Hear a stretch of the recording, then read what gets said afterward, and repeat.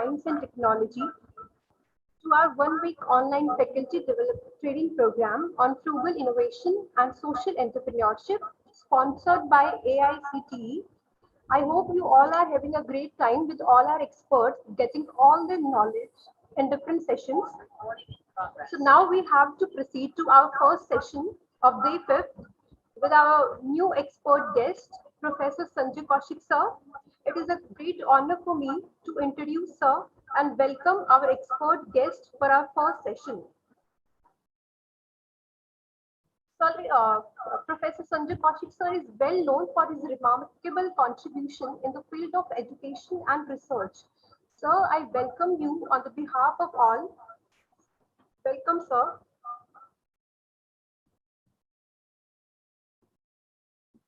Professor Sanjay Kaushik sir is currently holding the position in University Business School, Punjab University, Chandigarh. He is also the director of Indian Council of Social Science Research. He holds Masters in Commerce and Doctorate from Faculty of Business Management and Commerce, Punjab University, Chandigarh, India. Dr. Kaushik has nearly 31 years of teaching and research experience. He has a number of research papers published both in national and international journal of reputing the area of HRM and journal management and banking. He has been recognized with Young Researcher and Excellent Research Awards. Professor Sanjay Kaushik sir has supervised nearly 34 PhD students and more than 35 MPhil dissertations. He has also done different consultancy projects for governmental and non-governmental organizations like HPCL, Reserve Bank of India, State Bank of Patiala, and Chandigarh administration. Simultaneously, he has organized and participated in a number of national and international management development programs, conferences, and seminars as keynote speaker and resource person. Dr. Sanjay Kaushik sir is also having additional charge of Dean of College Development Council and Faculty of Management Studies at Punjab University. So you may take over the session now. It's all yours.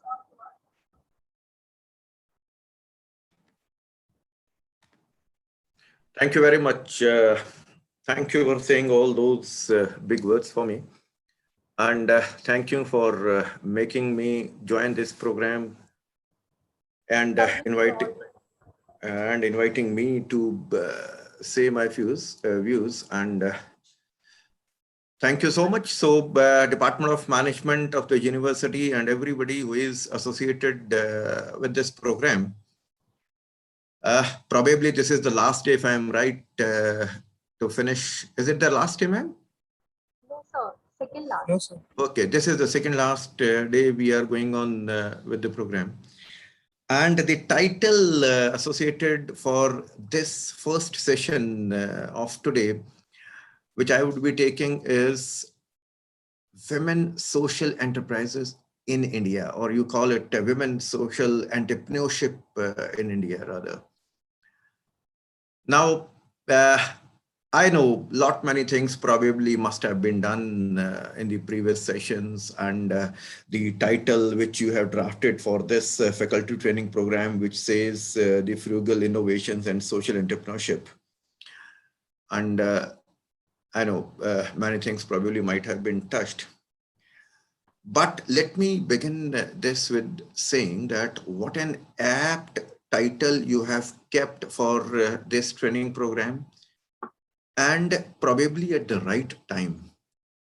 You know what is happening these days, especially you call it for the past 1 decade, or more so specifically if we say for the past roughly 1.5 year, when all this pandemic problem started, when this COVID problem started, and which is still going on, and we do not know what is in store for us. People are talking of the third wave. And suddenly the whole lifestyle and the economic progress, the way we have been doing, suddenly there is a shift, and there has to be shift in that. And the shift is in such a way where we say that, believe me, probably now the time is there when the way we have been working, the way the strategies have been drafted, that all would be relooked. And especially I'm talking in that sense that right now, if we talk the business, because we'll be talking social entrepreneurship, and that too, I said that the title for right now is Women Social Entrepreneurship in India. Now, that too, because of COVID-19, the business in India, like in whole of the world, has actually suffered a lot. It has suffered a lot. You name any business, we have been thinking all the way that probably education is, one domain which would always be increasing and not affected by any calamity or so. But we have seen that even the education is affected. In the last 1.5 years, we have seen this. And that is why now the even the University Grants Commission and the AICTE, everybody or every organization which is into this, we are trying to draft different ways through which the education can be imparted to the people. You talk the health business, suddenly we realized in India, especially, that probably the way health has been dealt all the years in the past 5, 6, 7 decades was probably not that good, because we realized that we needed or we should have worked more in this area.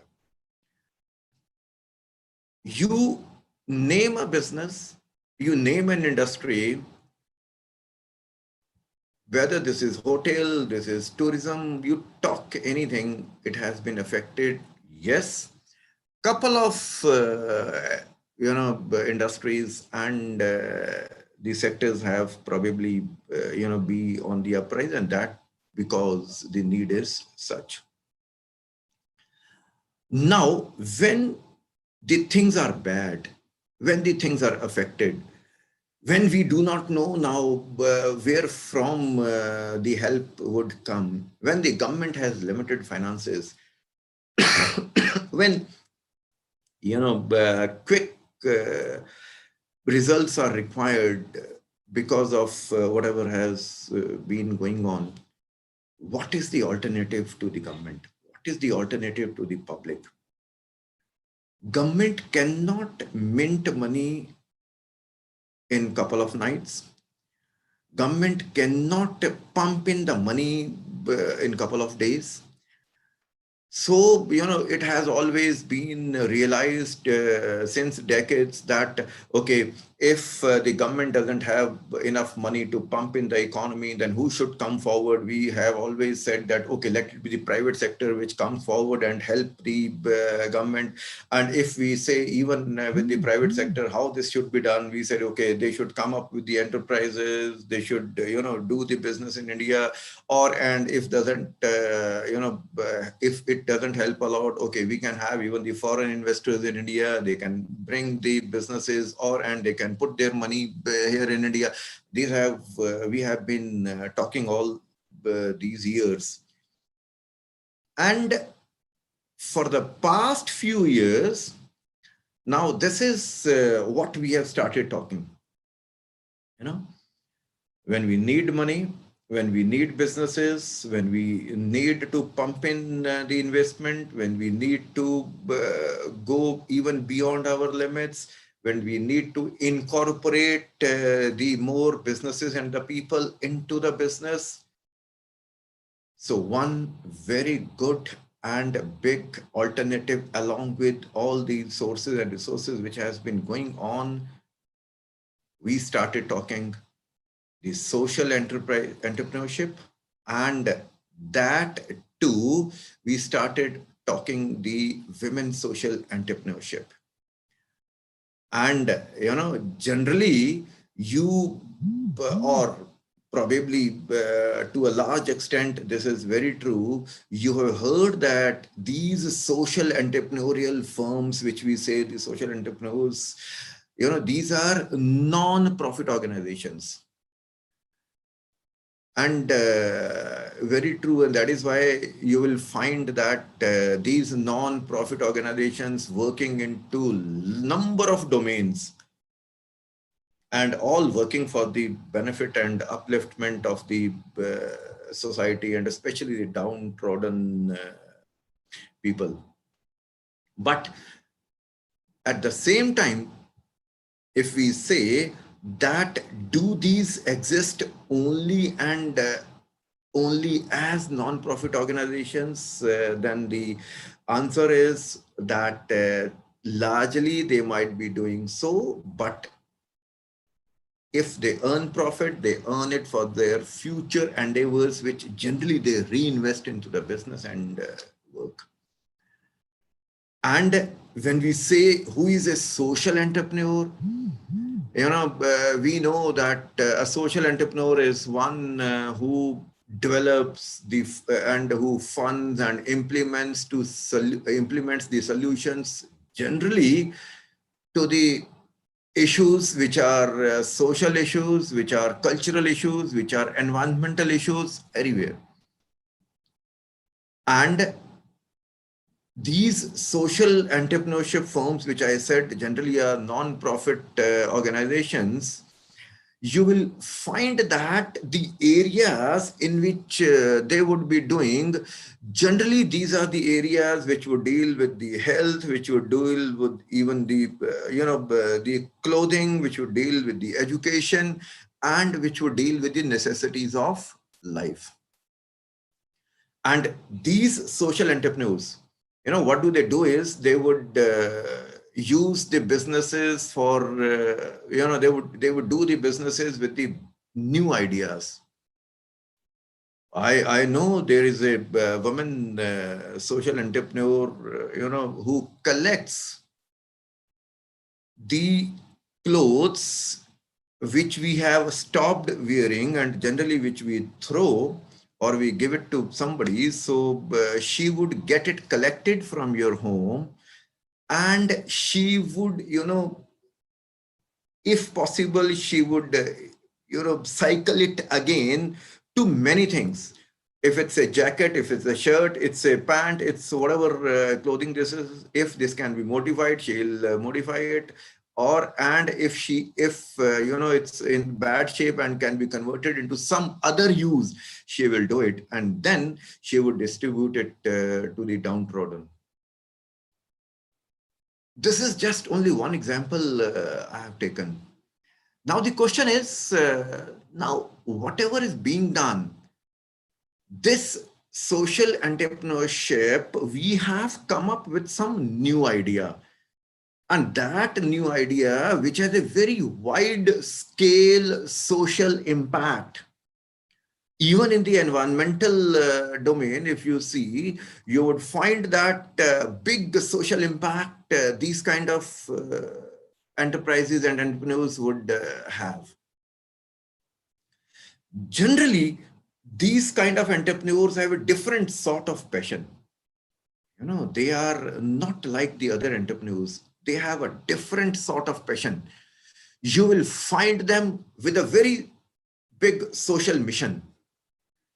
And you will find them generally working with all those things which we have been talking, the ethics, the values, the discipline, even the determination and the innovation.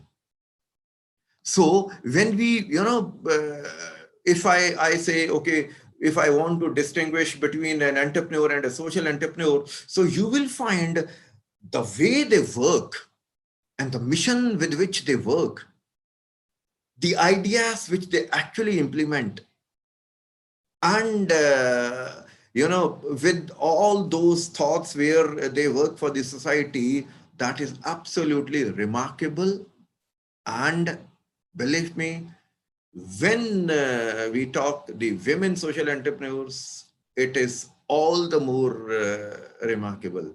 Why do I say this is, I remember one of the interviews I saw for Indira Nui. And what she was speaking, when she became the CEO of Pepsi, she came home. She says that she came home, and when she was about to park her car, and she wanted to get in, her mother opened the door, and she was about to say, okay, look, I have become the CEO. But before she said that she could say anything, her mother says, okay, do one thing, go to the market and buy this grocery. She again tries to explain, like, look, mom, I want to say something. And her mother says, okay, look, first you bring the grocery and then I'll talk. She says, then she goes to the market, she brings the grocery and comes back. And then she says, and to her mother, okay, look, mom, I have become CEO. And she said that her mother, what her mother replied was, okay, fine enough, go inside and work for the home. She was surprised that such a big news, she is trying to give it to her mother, and her mother is into, can you go and work in the kitchen or work for the family. She said later she realized that for the mothers, and even her mother said this, that you are a CEO in your professional life, yes. Here in the house, you are a wife and a daughter, and you are a daughter and a mother. This is what her mother said. What is this? She recalls later and she says, okay, look, I then found, okay, yes, my professional life and my personal life, we cannot intermingle. But now try to imagine that for the women, we all know the country we are, the kind of country we are, and the kind of the family structures we have. Generally, you would find the women occupied and preoccupied and working a lot in the houses. And when they are working as a businesswoman, or when they are working as the social entrepreneur, even, it's not easy. It's not easy to balance and go with both of it together. And that is why I said, when we talk the women social entrepreneurs, when these women social entrepreneurs work with the idea where they do not have the profit making in their mind to have, where they want to work for the society, where they want to work for the downtrodden, and where they want to work all this along with working for their family, which they don't leave at any point of time, it's not easy. And that is why hats off to all those women social entrepreneurs, who have been working with such a passion. And believe me, the kind of impact we have is, we say that it's a very positive impact on the society, because the quality of life of the people is being improved, because now there is a segment which we have started calling as the women social entrepreneurs. There is a segment which has come forward for this nation, to take this nation ahead. And that is why the improving the quality of life of the people of the community becomes important, and is being helped by these women social entrepreneurs. And when we say that, generally, believe me, social entrepreneurs, any kind of he or she is, but because we are talking the women social entrepreneurs, believe me, generally they are very creative, they are very innovative, because they enter into a domain where they are helping the society. They would not be able to survive unless they think out of the box for the people. Otherwise, there is a government who is doing. Otherwise, there are enterprises who are doing for the public. And that is why this social entrepreneur, and we are talking women social entrepreneurs, they have the freedom. They generally do it with the freedom to explore and create the innovative solutions for the change. And the good part is, you will find that these are very inspiring for others. You will find that generally these are inspiring in the sense that once you would see that the way these women social entrepreneurs have been working, you will find that you would rather like to emulate, you would like to quote them, you would like to talk about them, and you would like to give the examples of them, because you will feel that they are actually worth talking. And there is a term which says SRI, which says the social responsible investing. And because these social responsible investing is being done by them, and there's a term which says ESG, this social responsible investing, we call it SRI, social responsible investing.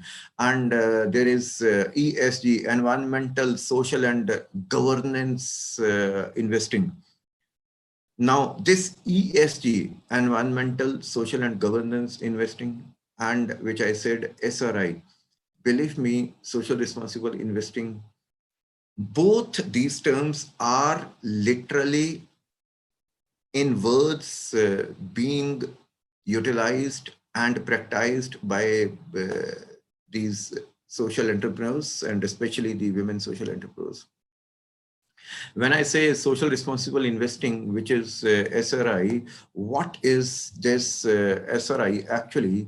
We say it is the practice actually of investing money. I want to invest the money. So it is a practice of investing money in companies and funds that have actually a positive social impact. So that means when in the beginning I said, the business enterprises, and when you say social business enterprises, there is a difference. And that is why here that difference, you can see that that is there. And these socially responsible investors will often, generally, they'll refrain from investments in companies that produce that kind of substances, like, for example, alcohol business. These social enterprises will not generally invest in it. Gambling, tobacco, these kind of things, they would refrain themselves from. And when we say the ESG, I said social, when I said ESG, these socially conscious investors, generally, they would talk the ESG. And this ESG, environmental, social, and governance investing, you will find that again, that these women social entrepreneurs are too much into it. And generally, you will even find them working with the best of the innovations, the best of the technology, and those kind of things. One good thing is there when we say women social enterprises and entrepreneurs, and especially when we say women social entrepreneurs in India, there is one very good thing. Generally, you must have heard of one thing. What is that? That the women social entrepreneurs, who are the women social entrepreneurs? We say, and those women social entrepreneurs, the way they have been working in India, generally, you have seen that when we say women entrepreneurs, and for example, the other term, if we say men entrepreneurs or the other rest of people, there's a huge gap. That means the gender gap is very high. You will find a number of entrepreneurs who are men, but when we say the women entrepreneurs, you will find the number of women entrepreneurs is very less. But this gender gap when we say social entrepreneurship, that is women social entrepreneurship, and if we say for the other term as the men social entrepreneurship, if at all we can say that way, you will find that this gender gap is very little. In other words, this means that when we are talking social entrepreneurship, the women in the domain of social entrepreneurship, the number is a big number. And, they are if allowed to say, they are able to compete that way with the men entrepreneurs. And because this gender gap in the women social entrepreneurship has been lesser, and that is why we say, in the mainstream, these women social entrepreneurs have been there, and they have been very, that way, which have been talking, which we have a fantasy of talking the women empowerment. So because of this, that women empowerment has been there. And if you talk the kind of people or the domains where these social entrepreneurships have been there, especially the women have been there, believe me, you talk a business and you'll find the women social entrepreneurs there. And that is why generally what is said is, when we say that the innovations are there with the women social entrepreneurs, generally you will find that these women social entrepreneurs, they start up with the kind of businesses which are actually very close to their heart, and that is why they end up doing it with passion. And in the time period which we had in the last 1.5 year, you will find, which I said in the beginning, the COVID, whatever, because of COVID, we have found that there are many women who have come forward and started, working in this area. When we compare this social entrepreneurship, and because we are talking the women social entrepreneurship, when we compare this social entrepreneurship with the businesses, for example, with the entrepreneurship, we all know MSMEs, micro, small and medium enterprises. And, the amendment bill has been there in 2018. And when we started talking, what are these MSMEs? So there has been a change in the definition as well. So I hope everybody is able to listen to me now. I am audible to everyone? Yes, sir. People are with me only because, in online, this is what the problem is. One person is speaking and we don't even come to know whether the proper message is passing through or not. So all are with me? Yes, sir. Hello. Okay, so can anyone, okay, let me have a dialogue. Can anyone of us, I was just touching that the MSME development bill has been, amendment bill has been there in 2018, where the definition for MSMEs has been changed. And because we are talking entrepreneurship, then I'll say why we are talking this. Can any one of us tell us that what has been this change in the amendment bill of 2018 when we are talking the, how do we define micro, small and medium enterprises rather? Anyone? Anyone? Because I want to just know that people are with me only. Anyone, this MSME 2018 amendment bill, what has been the change? Can any one of us tell us?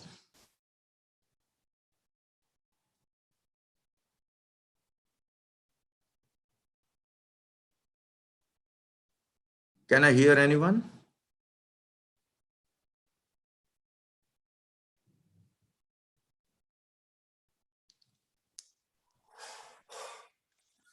कोई बोलेगा हम में से? If I know people from all those different states are there. Can any one of us tell us? So let me have an idea that yes, we are at the same level and going on together. Yes, sir. Very good morning. Yeah. Just tell your name, please, and the place you come from, please. Sir, I am Omvir Yadav. I am from Rewari, Haryana. Ah, great. Sir, actually, in this amendment, the definition of the MSME has been revised. Ji. And the first and foremost change was there कि the manufacturing sector and service sector, there were different limits. Correct. And in the new definition, these were merged into the same one. Very good. Right. And the small enterprises which were having the definitions, the investment limit for 25 lakhs up to 5 crores, and for the investment in the plant and machinery for the service sector from 10 lakh to 2 crores were revised to 10 crores, and the new term turnover was also included, and the turnover was up to 50 crores. Very In the likewise same manner, the medium enterprises, the investment and machinery limit was increased up to 50 crore with the turnover cap of 250 crores. Very good. Such a player to know this. Thank you so much. Everything correct. Everything correct. So good to know. And you know, as he says, sir, आप please अपना नाम दोबारा बताएंगे? You are from Rivari. Yeah, sir. I am Ombir Yadav. Ah, great. So such a player, absolutely correct. He said, you know, one, as he told just now, the service sector, which we had the earlier, the definition was different, and the manufacturing, the definition was different. The government said, okay, no way, this would be one. And when we talked, turnover earlier, in the definition of micro, small, and medium enterprises, there was turnover not included in the definition as such. But now what has been done is for the micro enterprises and medium and small enterprises, this additional turnover limit has also been there. So for the micro enterprises, the investment up to rupees 1 crore and the turnover up to rupees 5 crore has been there. For the small enterprises, this has been investment up to 10 crore, that is from 1 crore to 10 crore, and the turnover from rupees 5 crore to 50 crore, and for the medium, this is 10 crore to 50 crore, the investment, as he says just now, and turnover from 50 crore to 250 crore, very correctly said. Now, why we are talking this and why I touched this, because look at it. We are talking investment and turnover when we are talking, and even for the micro enterprises, the investment is up to rupees 1 crore. I am talking the micro, and if you talk the small scale, the investment limit is up to 10 crore. But look at these social entrepreneurs, and that too, because we are talking the women social entrepreneurs, that these women social entrepreneurs have been able to match these entrepreneurs who are investing to such a huge amount, you know. So that is why I say, when in the beginning I said that they are able to match the actually entrepreneurship, and this is why I touched upon this, that you will find that now these entrepreneurs have been actually in a way helped for reviving the economy or coming forward by these women social entrepreneurs. And these social entrepreneurs have been working to a very great extent. And when we say that these social entrepreneurs, I know one thing is there. For starting any entrepreneurship, and here we are talking the women social entrepreneurship, we need to have the funds, like we said right now, that the entrepreneurs have the funds, and that is why even the government for these, I am talking the women social entrepreneurs, even the government has come forward to help these women social entrepreneurs and provide them the money in the form of loans. And there are a number of schemes which have been there from the government sector, banks, and even otherwise to help them. And all these schemes are especially and solely meant for the women social entrepreneurs. And because they need money, and from where from they should get the money, we said the when the budget announcement was also there, these schemes have been very, broadly highlighted, and the government offers loans. If, right now we were talking the MSMEs, the government said in the last budget that to all the MSMEs, that means whatever the kind of business they are into. One more thing we all must be knowing, for these small scale enterprises, if you go back means if you go back a few years, around in 1990, that is more than 30 years from now, around 1990, and after that, what we started talking of the new industrial policy and the new economic policy, that time, roughly 840 items were exclusively reserved to be manufactured by the small scale industries. But I am talking 30 years back. Now, what does this mean? That when we say that 840 items were exclusively reserved for small scale industries, this means that these items could be manufactured only by the small scale enterprises. That means no big business could enter into that kind of business, 840 items. But then we started liberalizing, and suddenly these 840 items, which were exclusively reserved for small scale industries, we started decreasing its number. And believe me, today, there is not even a single item, not even one. There is not even a single item which is exclusively reserved to be manufactured by small scale enterprises.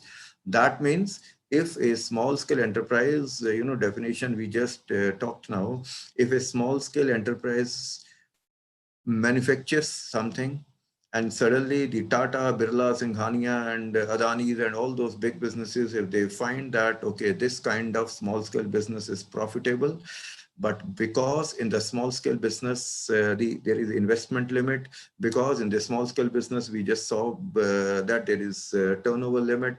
So a small scale businessman who gets different kind of benefits from the government, but he works with this limit of turnover and the money investment. So when these big businesses enter into this kind of business, you can imagine how would a small scale enterprise meet that competition by Tata, Birla, Singhani, or anyone. So that is, and then because no item is reserved for this, now this means things are not that easy. If this is so in one arena, what I am saying is, that then the government says, okay, because you want the loans, and they said, okay, even up to 1 crore, we'll give you the loans in, when we hear the Muthoot Finance, okay, you will get the loan immediately. The government said, okay, within 59 minutes, that is less than 1 hour, we will be providing you loan, and that too through the online portal for doing the business. And with even tax benefits, which they say 3%, and they say that along with CDB, the Small Industries Development Bank of India, these MSMEs would be benefited. But when we say that the different schemes for now, the women social entrepreneurs are there. So there are few schemes like, for example, there is National Small Industries, NSIC, National Small Industries Corporation. Now there's a scheme which says Bank Credit Felicitation Scheme. Now, for meeting the credit needs of MSMEs, when they come forward, and when they said, okay, we will be working for this, and people are benefited. And for the women enterprises, there is a scheme we all probably have heard of it, Annapurna scheme. Different, actually, as I said in the beginning, there are different banks which have been helping through these schemes. This scheme, Annapurna scheme, is actually by the State Bank of Mysore. And they say that those who are into the food and catering industry, they or those who want to set up their entrepreneurship in selling the meal, which we say that, for example, there is a packed meal. If they want to sell snacks which are packed, if they want to sell, then this Annapurna scheme by the State Bank of Mysore, they said that will give you the loan which would be helping in the capital needs. And you can buy your kitchen tools and equipments which are required for this. Though the amount, is not very high. They say they'll be giving 50,000 as the loan, which you can repay in 36 months. So that way, because 36 months are there, so they repay it in 36 months. And this kind of, for example, packed meals and snacks, believe me, you probably, I don't know, because we were talking just now, the pandemic for the past 1.5 years, and probably the second wave, which we said, in the month of April and May, which we had, I don't know, nobody wants it, but then probably every one of us have experienced this, that this coronavirus entered into their homes or friends or relatives or, neighbors. So corona came very near to the people. Many people suffered because of corona. And when many people suffered because of corona, many times everybody experienced that somebody in the family or the neighborhood or the relatives or, around the friend circle, somebody has been caught because of corona. Things have been actually very bad for the past couple of months. And I don't know if today in the morning I was listening that third wave, a few doctors were saying that third wave can be there anytime. So be very careful. But we are talking social entrepreneurship, women's social entrepreneurship.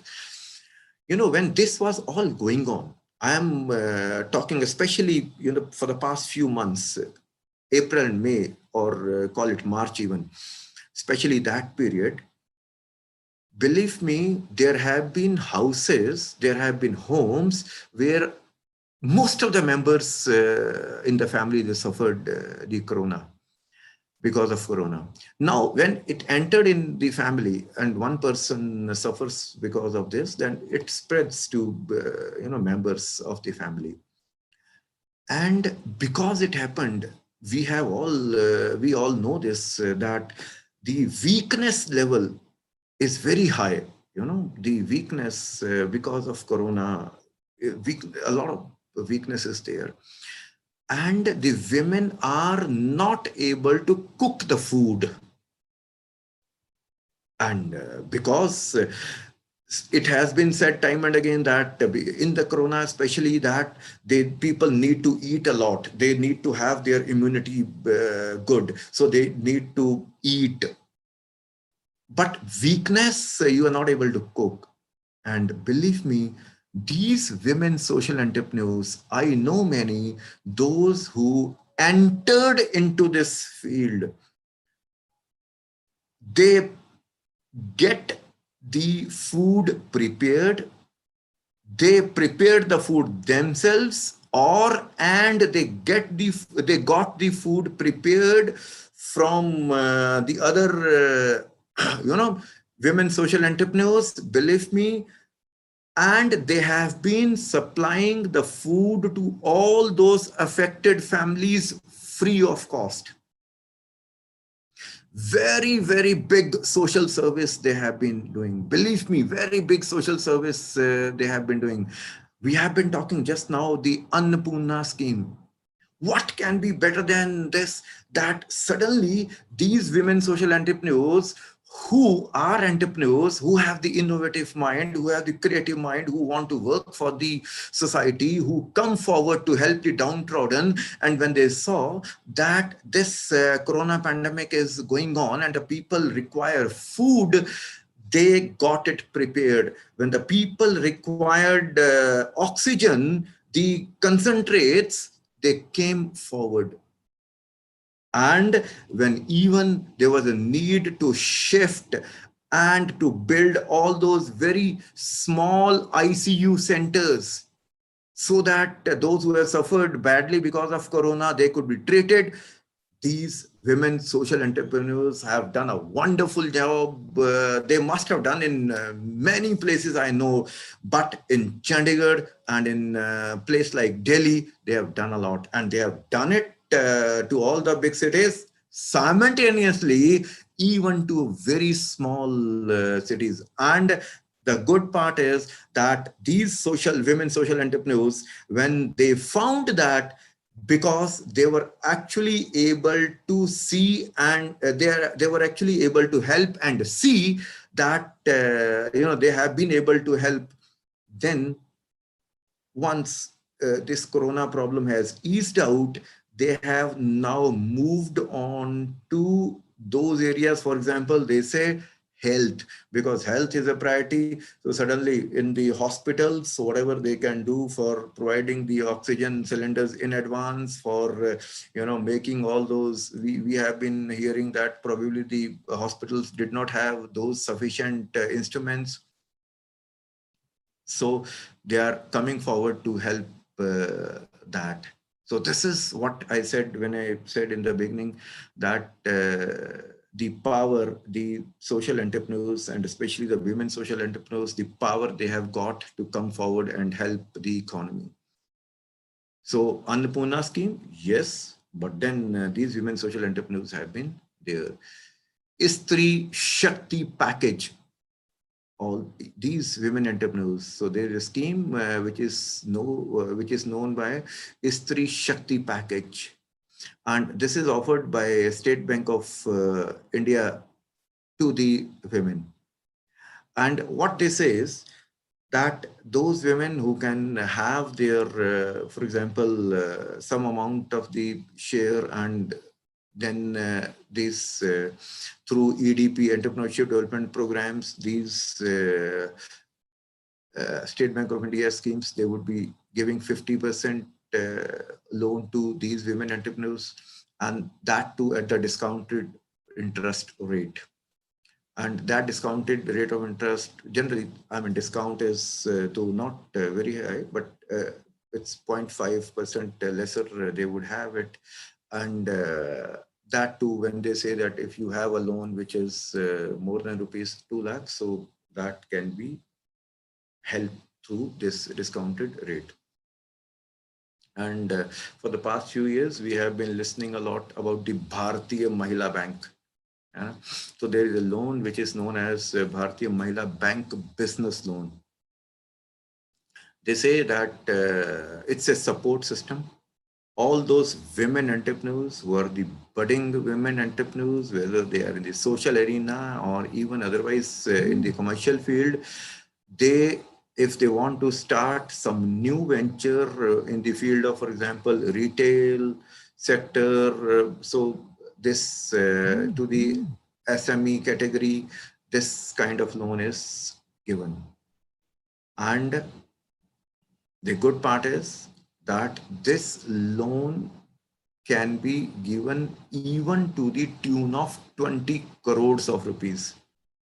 Because I just said that within that MSME category, the government has put it into that. And here, the discounted rate of interest is, I mean, not very high, but 0.25% they'll have lesser than this.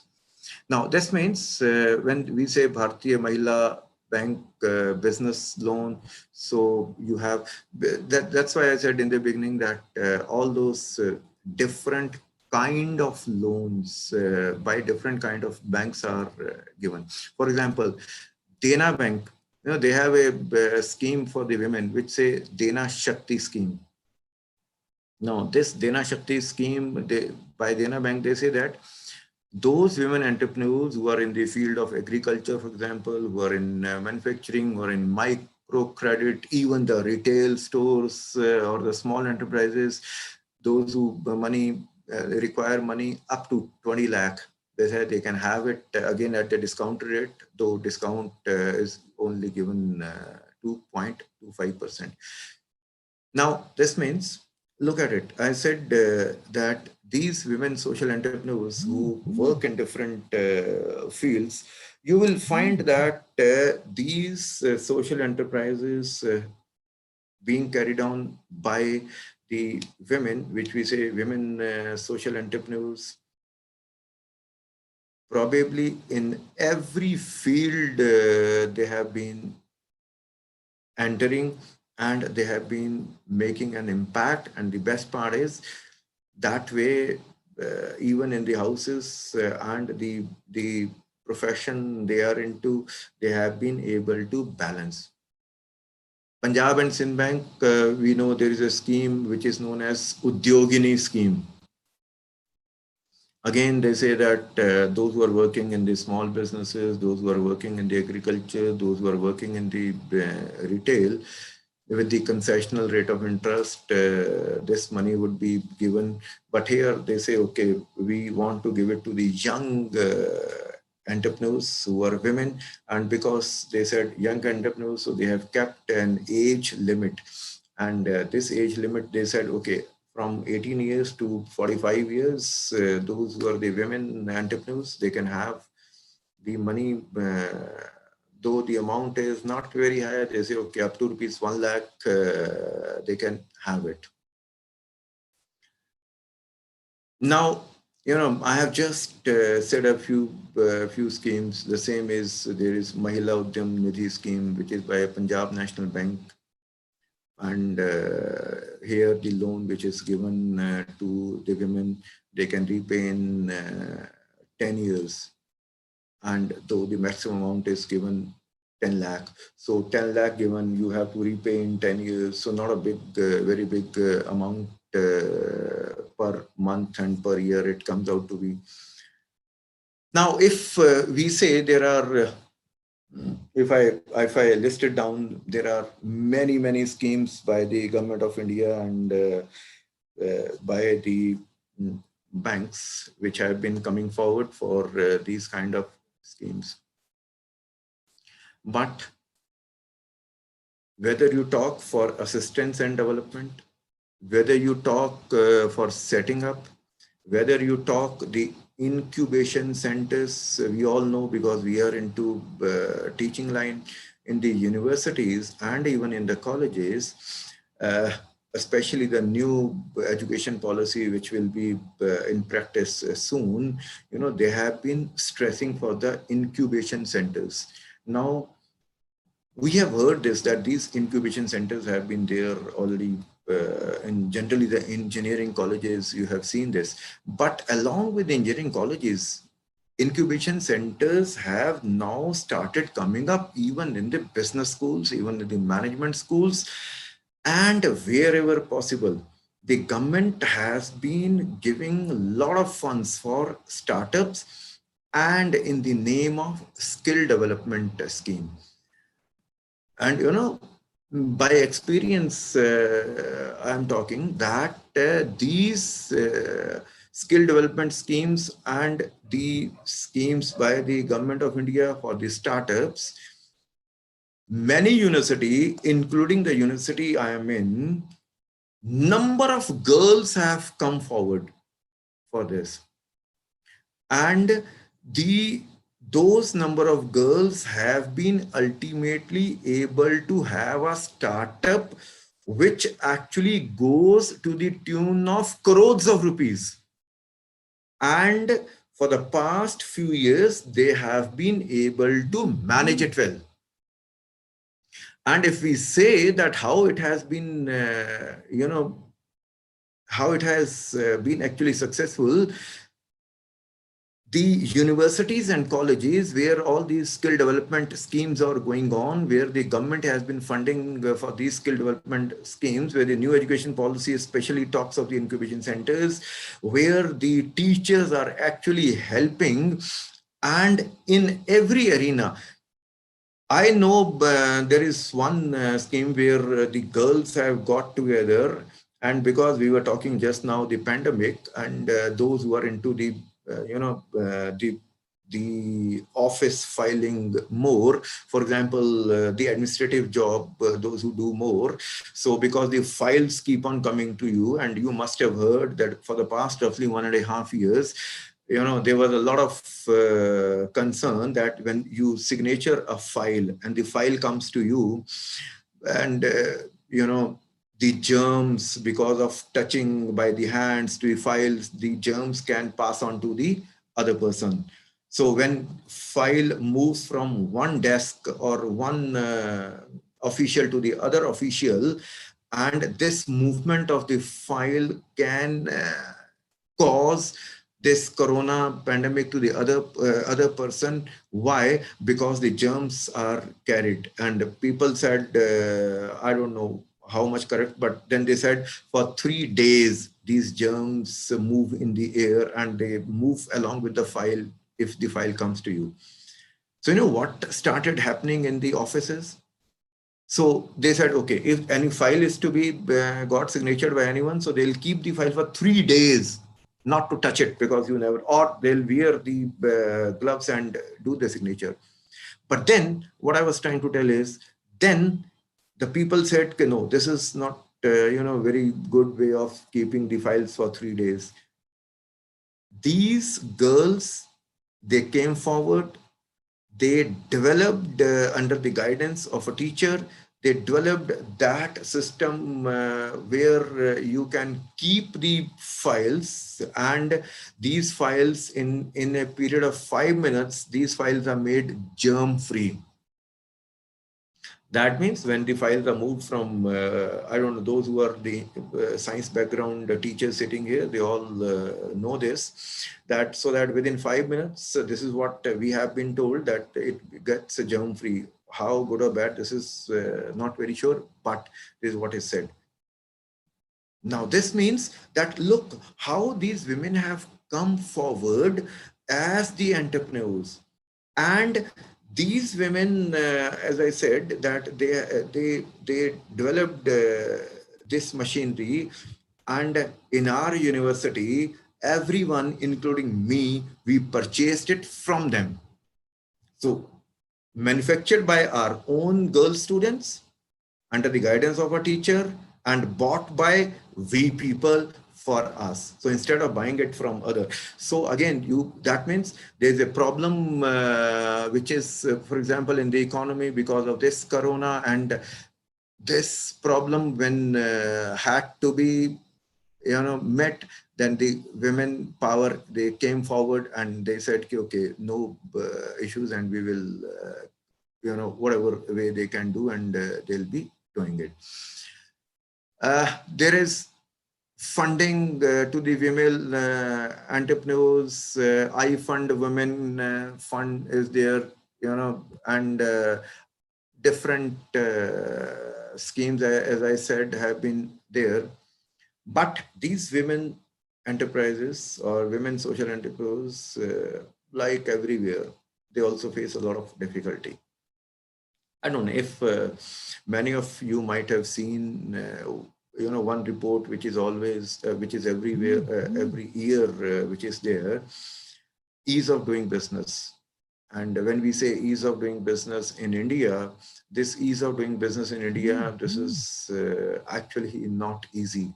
And especially in the small scale industries, it is said that, lot many formalities have to be met before you can start the business, and the business it is very difficult. And if we go by the ranking throughout the world, we have observed that India is not a very good nation to do the business. Though for the past few years, the government has been trying very hard to make the things easier for the business. So everywhere, when you do the business, everywhere the problem is there. But as I said in the beginning, when the women want to work, the problem comes out to be all because they have to manage their homes and the businesses both. So, and when we say the women social entrepreneurs, the first problem and the challenge which they face is, as just now we were talking, is the finance. And finance, which we say as the lifeblood of any business or any enterprise, because even when we say social entrepreneurship is there. So they have the problem of finance, but the good part is, as I said, I just told you a few schemes. The government and the banks have been coming with different kind of schemes. And that is why, probably to some extent, the government has been trying to mitigate it. And then the mobility is an issue with the women social entrepreneurs, mobility, because of course they have the families, or even otherwise when they stay at home, they have to manage because by the time you start becoming women's social enterprise, I'm talking to women. So the age is that where you are married, you might have the children as well, you might have grown up, you might be 40, 50, 60 even. So not very easy for them to move to other places, leaving one place and joining, or even for the doing the business, not easy for them. And that is why probably not a very easy life that way for them. Then, especially in India, as I said, even in when we were talking Indira Nooyi, the family ties. We have a different, probably from the other countries. In India, we have a different sort of family structure. We have different values. We have different social values. So we have a problem. And the problem is that the family ties are such where the bonding is so strong till date. Yes, the bonding is so strong among the family members that for the women, it is not easy to move out and work whatever field we have been talking. Though of late, exceptions can always be there, but though of late, we have experienced and seen and heard that these women, those who are married or even otherwise those who are not married, they have been supported by their parents and the husbands and all the members of the family to a great extent, which is very good thing to see. The best part in, I like the best part in social entrepreneurs, we all must have heard there is a one American proverb. What is this American proverb? It says, the American proverb says, inside of me, there are two dogs. Inside of me, there are two dogs. One dog is evil and bad, and the other dog is good. And they keep on fighting with each other. The good and the bad dog, they keep on fighting with each other. And they lie in our thoughts and in our body. It is the same way like, good or bad dog means when the good dog say, okay, let us do good things. When the bad dog inspires you, okay, leave it, doesn't make any difference. Don't worry, let us do this mischief or so. So they keep on fighting with each other. Somebody asked, when the good and the bad dog, they fight with each other, who wins? Now the good dog is fighting with the bad dog. The question is, who wins? Somebody answered, okay, this society today is not very good. It's a bad things in many ways. So the bad dog wins. And somebody replied, no, it's the good one, good things always prevail, whatever the time this is. So it's a good dog wins. But when we say that the good dog and the bad dog, I am talking of our thoughts, whether to do good or to bad. When the good dog and the bad dog, when they fight with each other, it is not that the good dog wins or the bad dog wins. Which dog wins? The answer is the dog we feed the most. The dog we feed the most. Now, if we have fed throughout our life the bad dog, if we have made the bad dog stronger, it will win. And if we have made the good dog stronger, the good one will win. That means which kind of thought will prevail upon, whether the good thought will prevail upon or the bad thought will prevail upon, it would depend upon that the kind of feed you have been giving throughout your life. That is, if I have been reading all good things, if I have been having all those good friends, if I do good deeds, probably the good dog will win. So whenever there is a competition, and if I have been doing all those wrong things, then probably the wrong dog would be winning.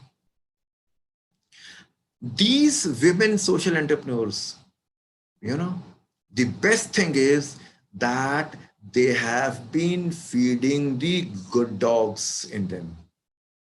And that is why they have been ending up with getting all those, good things in their life. And we know this, that ultimately, because these women social entrepreneurs, with the aim and the mission with which they have been here, ultimately it is the good dog which need to win, and this is what they have been practicing. And then the women social entrepreneurs, another problem which probably they face is, we have been saying, and probably true, that this is a male-dominating society in India. And male-dominating society in India simply means that in the houses also, generally, it is the males who would be dominating what to do, what not to do, so on and so forth. And because the women do not have those kind of power where they can dominate and say, okay, look, this is what we need to do. So probably because it's the male dominating and women are at second step that way. Though again, I'm saying that for the past few years we have seen them moving ahead with a very big pace. So, but the male dominating society always affects the women in a way that moving forward becomes a bit difficult. And then, of course, entrepreneurship is an entrepreneurship, whether this is a social entrepreneurship or this is a commercial entrepreneurship.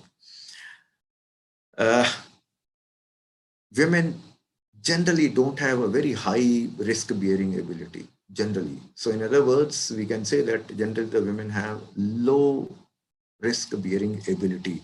And because they have low risk-bearing ability, it's very difficult. I know some women enterprise in Chandigarh, and a few women, they got together, and I'm talking a couple of years back before pandemic, and they started, they thought, okay, let us start the tiffin boxes business because in Chandigarh, the people, they don't have the time, so we'll be helping them this way or that way.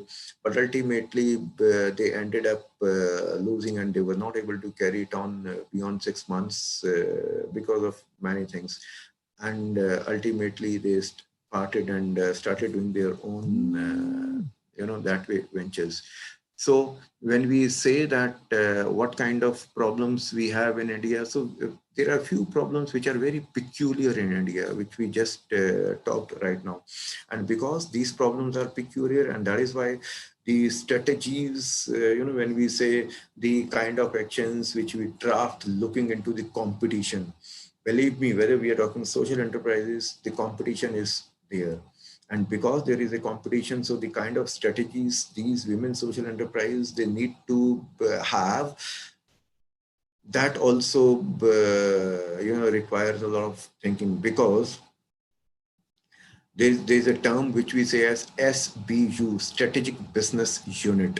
And if you look at it, that what is a strategic business unit from the angle of business, we say that any activity and any area for which a strategy can be drafted, howsoever small this can be, even an expenditure item for which a strategy can be drafted, is a strategic business unit, SBU. And this SBU for the social enterprises, which we say those which are being managed by women, these strategies, how to draft it, how to make it successful, we need some sort of professional education, in these fields. Probably in India, especially when we say the women social enterprises, probably these women social entrepreneurs, they do not have that kind of professional training in their respective field, more so because they start doing the business in the area where they probably like it more.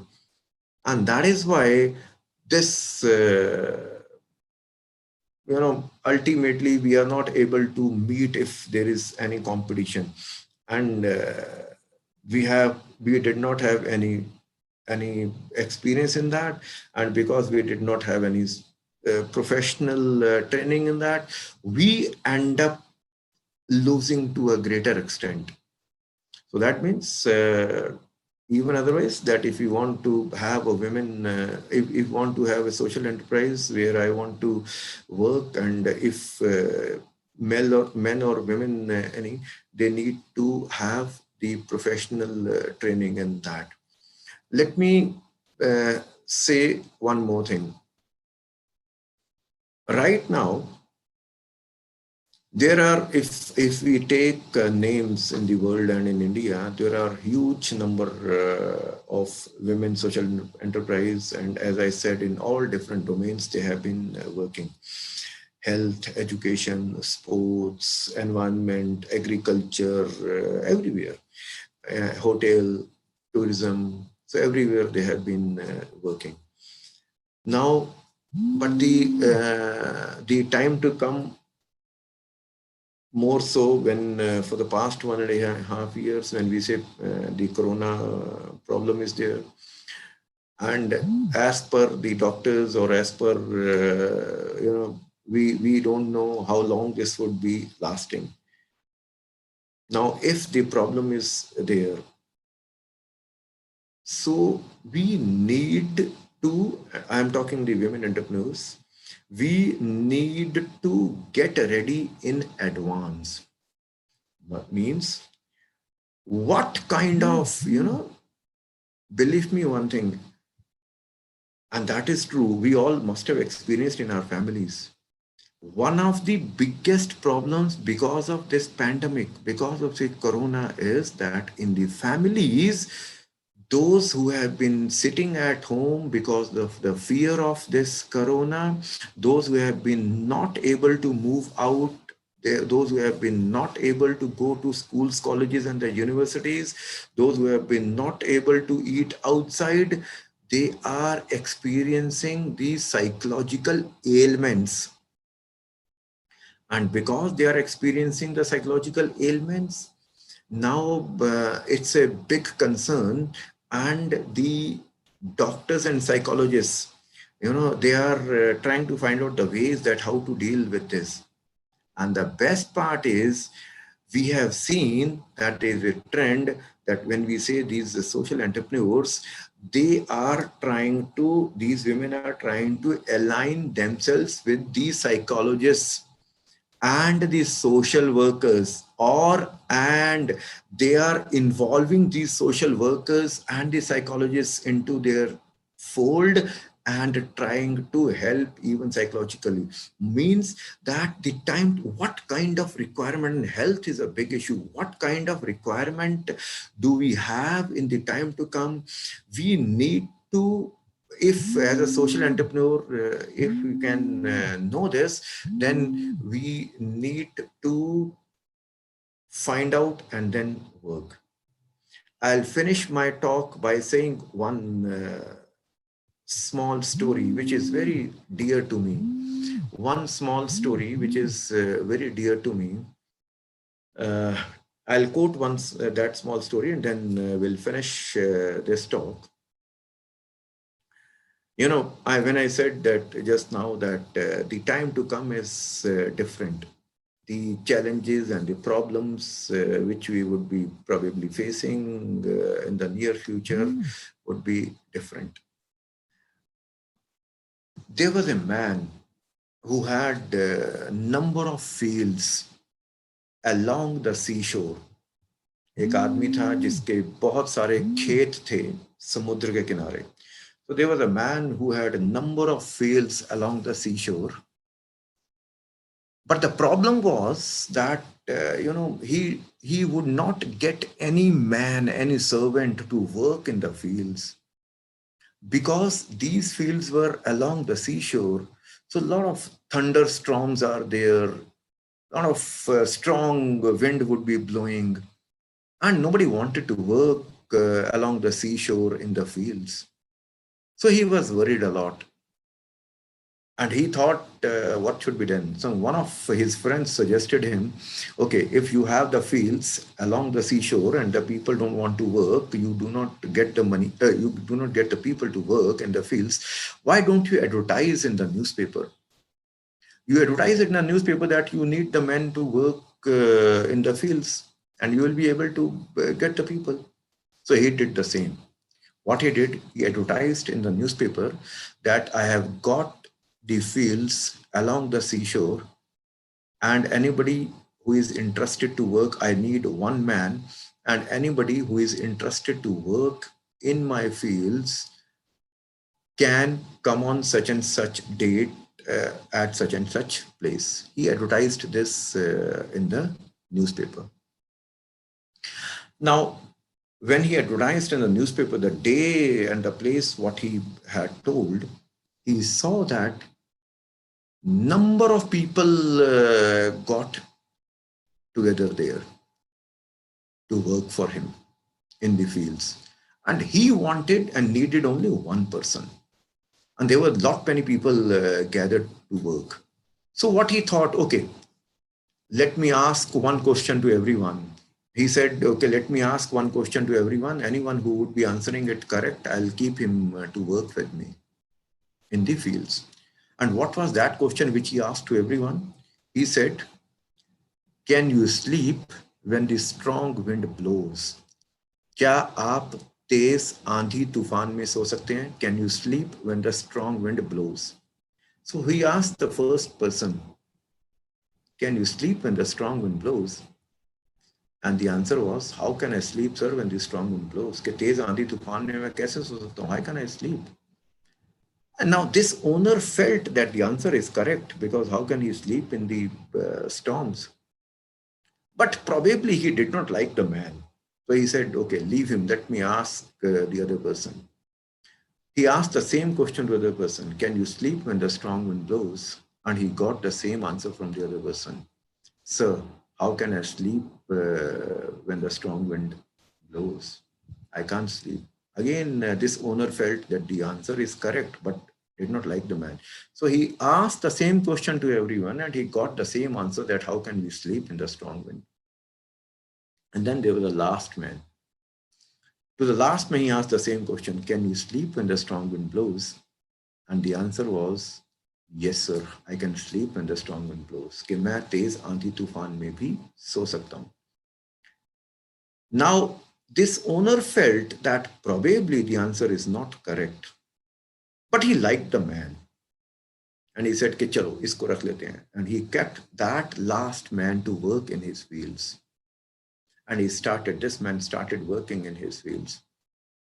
And one night, what happens is, this servant whom this owner had kept him to work for him, he was sleeping in his very small room, and the owner was sleeping in his house. Suddenly, the strong wind started blowing and the storm was there. At the midnight, the owner gets up and rushes to the servant so that he can make him wake up. He can ask him that go outside and see that everything is, he should keep properly. There is cow, there is buffalo. Cow and buffalo need to be tied and they need to be placed at the right spot. And then the feed of the cows and the buffaloes, that has to be kept properly. So he goes to the servant and finds the servant is sleeping. So he makes him wake up. Look, get up, there's a storm outside. He said, "Okay, sir, please let me sleep." Again, the owner makes him wake up, that get up and see that there's storm outside. So go outside and take care of the things. And this servant says, "Okay, sir, look, I already told you during my interview that I can sleep when the strong wind blows. So let me sleep." Now, this owner felt that not fair. So let me go outside and see that cow and the buffalo and all those things are properly tied at the right place, and let me have the feed to keep at the right place. But when he moves outside, he sees that everything has been well tied up and everything has been well kept up. And then he realized, this owner, that this servant, why did he say, "Yes, sir, I can sleep when the strong wind blows"? Because everything has been done in advance. So those challenges which could have been there and the kind of preparation he could have, he had already done it in advance. Same is required now. The time is difficult. The problems are galore. The economies are suffering. It is not the fault of the people. Believe me, I have seen the people getting ill, getting sick because of corona, even to those people who have been taking a lot of care for themselves, who have been practicing all these norms, but still they were caught.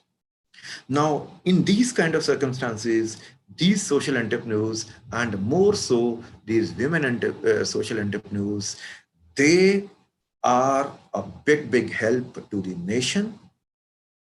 They are a big support to the nation.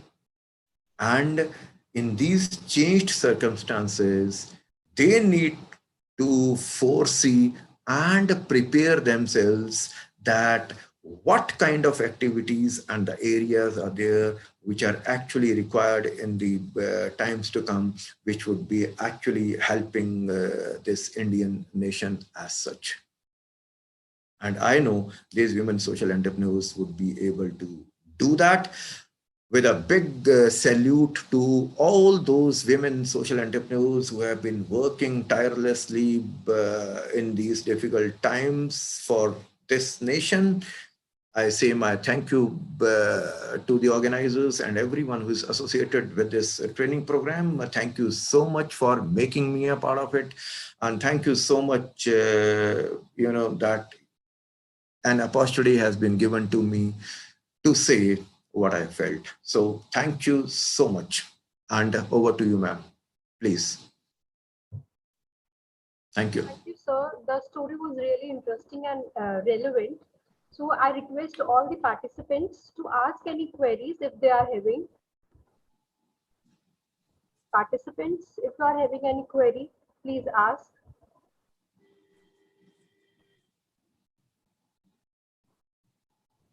Okay, the feedback form.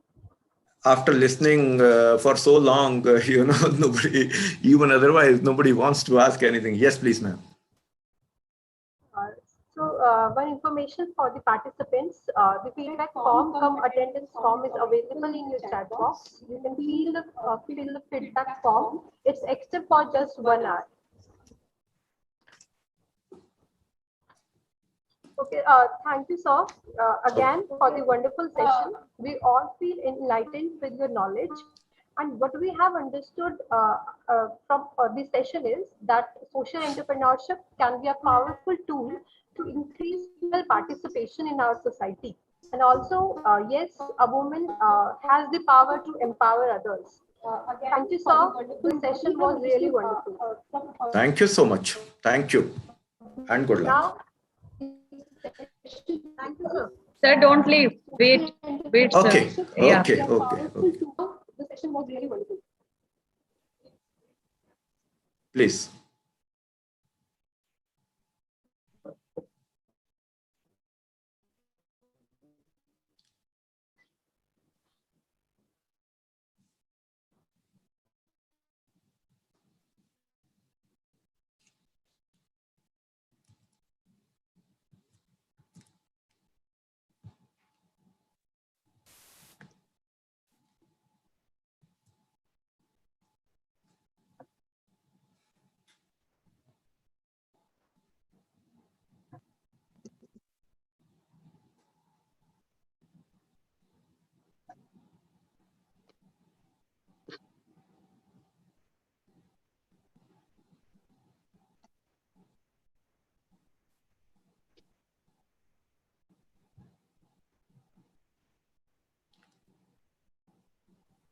Dear participants, please switch on your cameras for a quick photograph.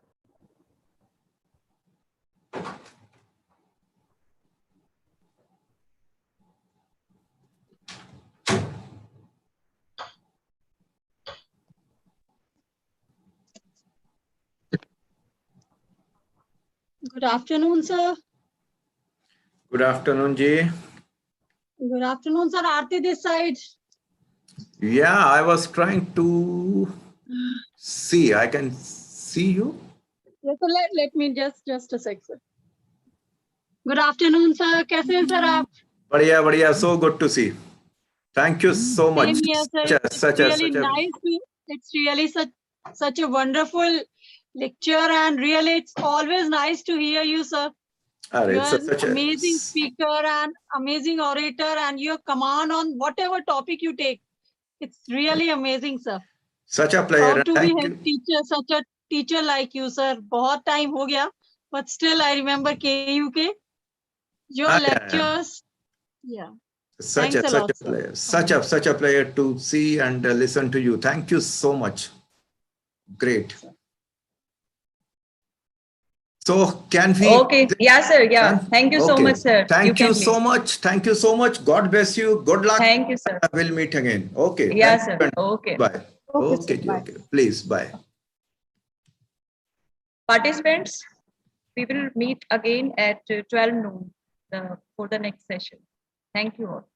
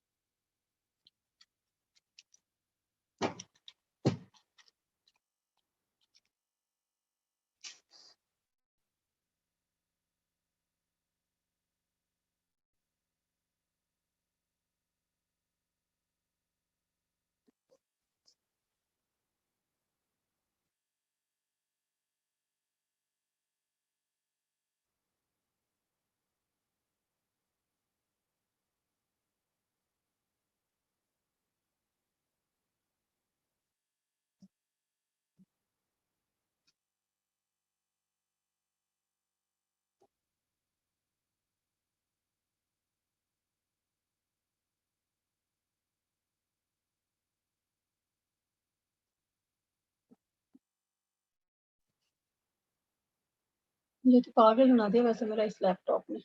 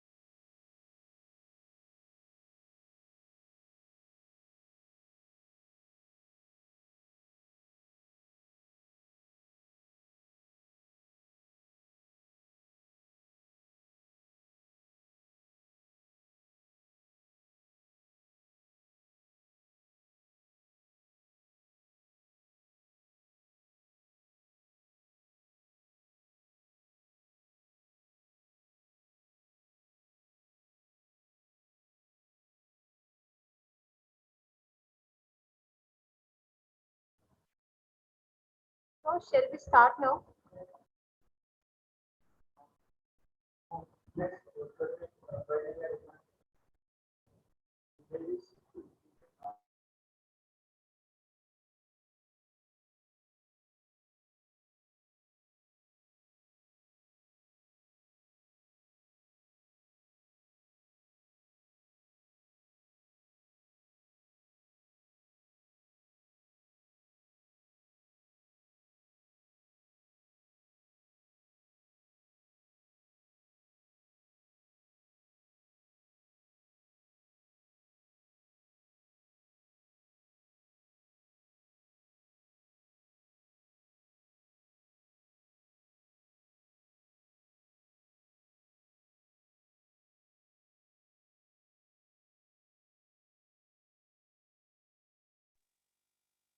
Please unmute on the another device.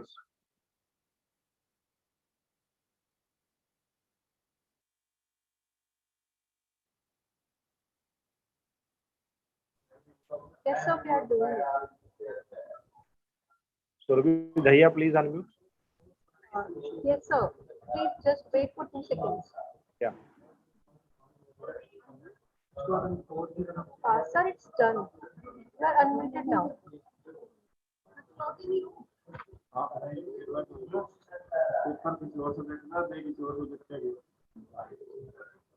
Okay.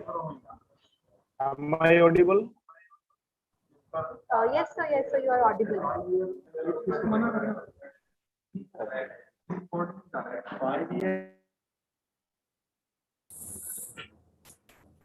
Yes.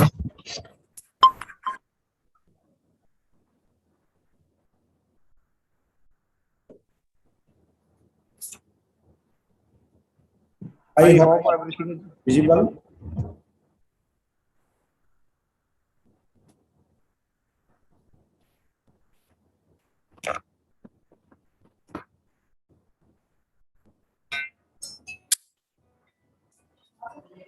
Yes, sir, you are visible. Okay, we are going to start our next session, second session, day 5th. So I welcome you all on behalf of Department of Management Studies, Deenbandhu Choturam University of Science and Technology, to our 1-week online faculty training program on frugal innovation and social entrepreneurship, sponsored by AICTE.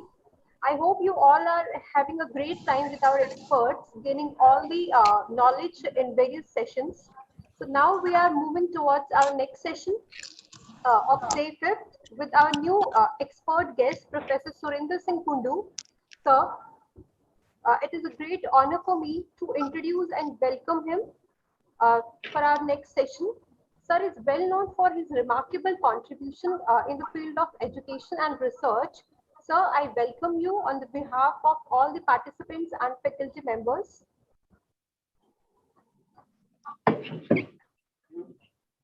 Professor S.S. Kundu is currently heading the Department of Commerce at Chaudhary Devi University, Sirsa. He is also a member of Academic Council, Chaudhary Devi University, Sirsa again. He has a rich experience in teaching of 22 years. His area of specialization is marketing management. He has published 31 research papers in national and international journals and also 6 books. He has participated in 7 programs as a keynote speaker or resource person, as chairperson or co-chairperson in various technical sessions also.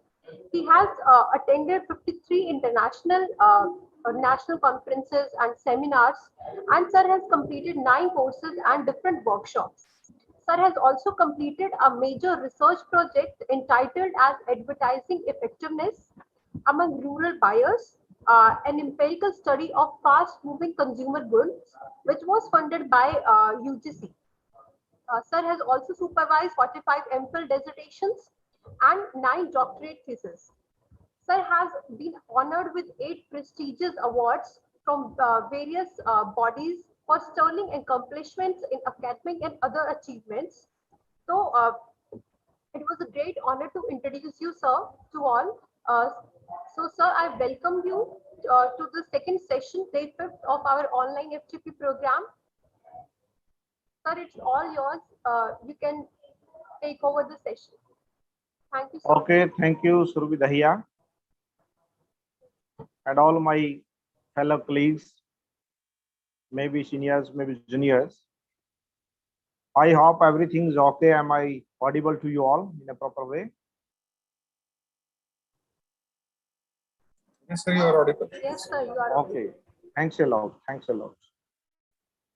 Now I can request the host to present the screen so that we can start this interaction session with all the colleagues, fellow colleagues, and other nearest and dearest from the academic fraternity. May I request to, okay, on the first screen, please, first slide. As you all know, our topic is strategic tools for entrepreneurship. Generally, we communicate this word or pronounce this word as entrepreneurship, but we are not going to confuse how we have to pronounce it. Generally, it is simply the word is entrepreneurship, what we have to use during this interaction session. By the grace of God, I must thank to the Almighty in presence of you, or in case of your witness, that we all are alive in the 21st century and the 21st year. First of all, I thank to the God that we are here to interact with each other.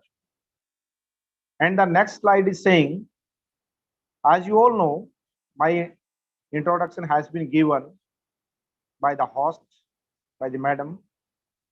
The topic is given to me, strategic tools for entrepreneurship, because of every time, everywhere, we are in the need of the entrepreneurship. Because of, if we are not able to create entrepreneurs, then we are not able to develop our economy in a proper manner.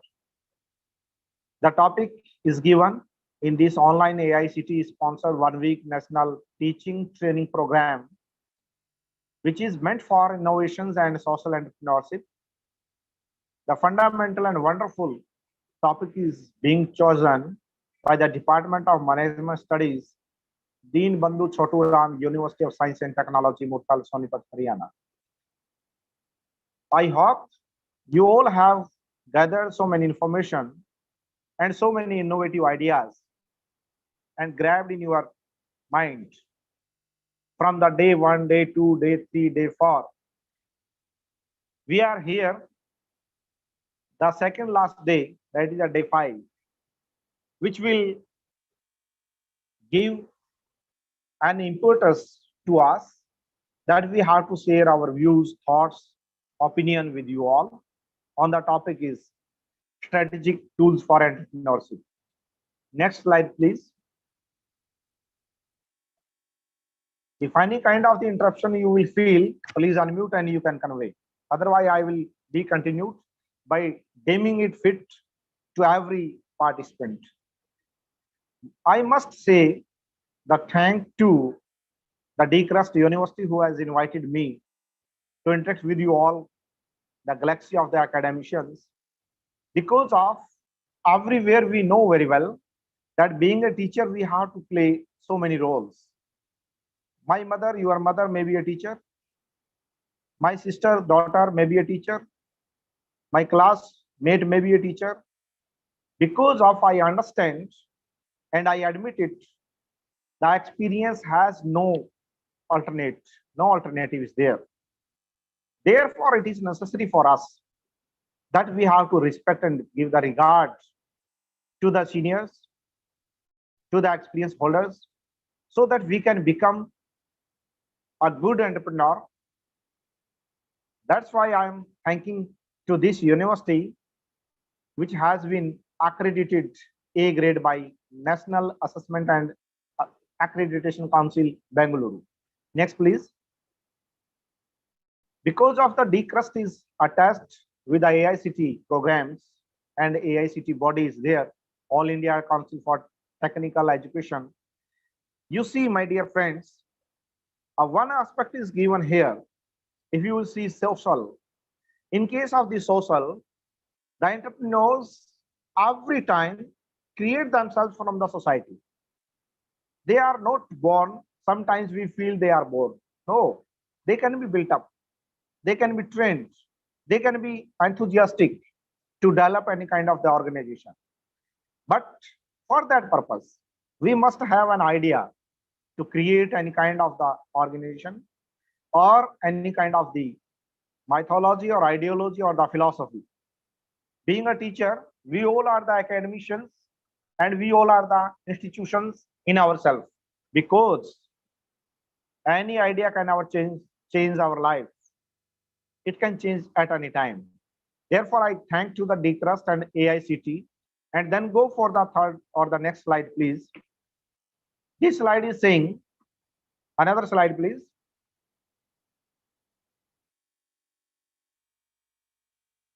It is related to the Ministry of Skill Development and Entrepreneurship.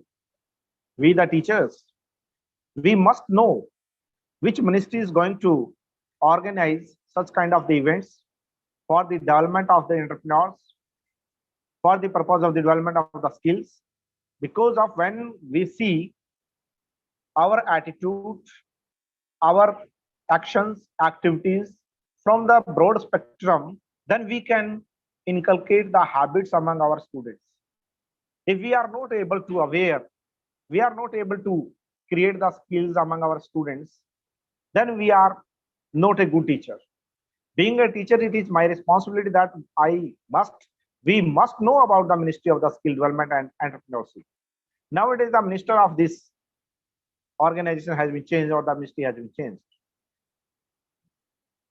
Mr. Dharmendra Pradhan is nowadays the minister of this skill development and entrepreneurship. Now the next slide, please. Now we'll focus upon the topic, because of, as I told you earlier, that we have to see a broad spectrum.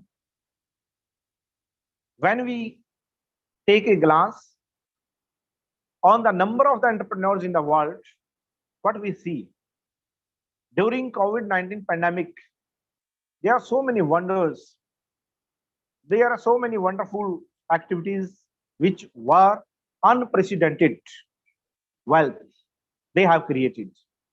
There is a record of high record, you can say, of the 493 new billionaires added to the Forbes annual list of the richest people in 2021. Why? Because of they have created their ideas and they have created different feathers in their cap. And then they become able to create different organizations, different societies, different NGOs or GOs, and they have built up the relation with the society as a consumer, as a customer. Moreover, the number has been increased in the world up to 2755. It is a brief statistics which I have to share with you. I request the host, this particular PPT be streamlined, be divided, be distributed among all faculty members. Mean to say you have to elaborate this kind of the device, this kind of the screen with all the participants, as we can see what is going on. Next, please. Who are we? Who are you? The screen saying any one of the participants can reply what the picture resembles. Dr. Anand, please. From this picture, what we are observing? Dr. Anand Chaudhary. If am I audible, please unmute your mic and give some observation. Because of we are interacting, we all are teachers. It is not to give the or to push up the lecture on the audience. No. Anyone can reply. Dr. Anju, please. If all are muted, then I will speak at my own level. No problem. These three Generally, the people observe that these are the three monkeys were given by Rashtrapita Mahatma Gandhi. No, I'm not saying this thing. The first one is saying, when I will open my eyes, I will see the new building, new industry, new sector, new reforms. Another person is saying, when I will open my ears, I will see new ideas. I will listen new reforms from different colleagues, from different friends.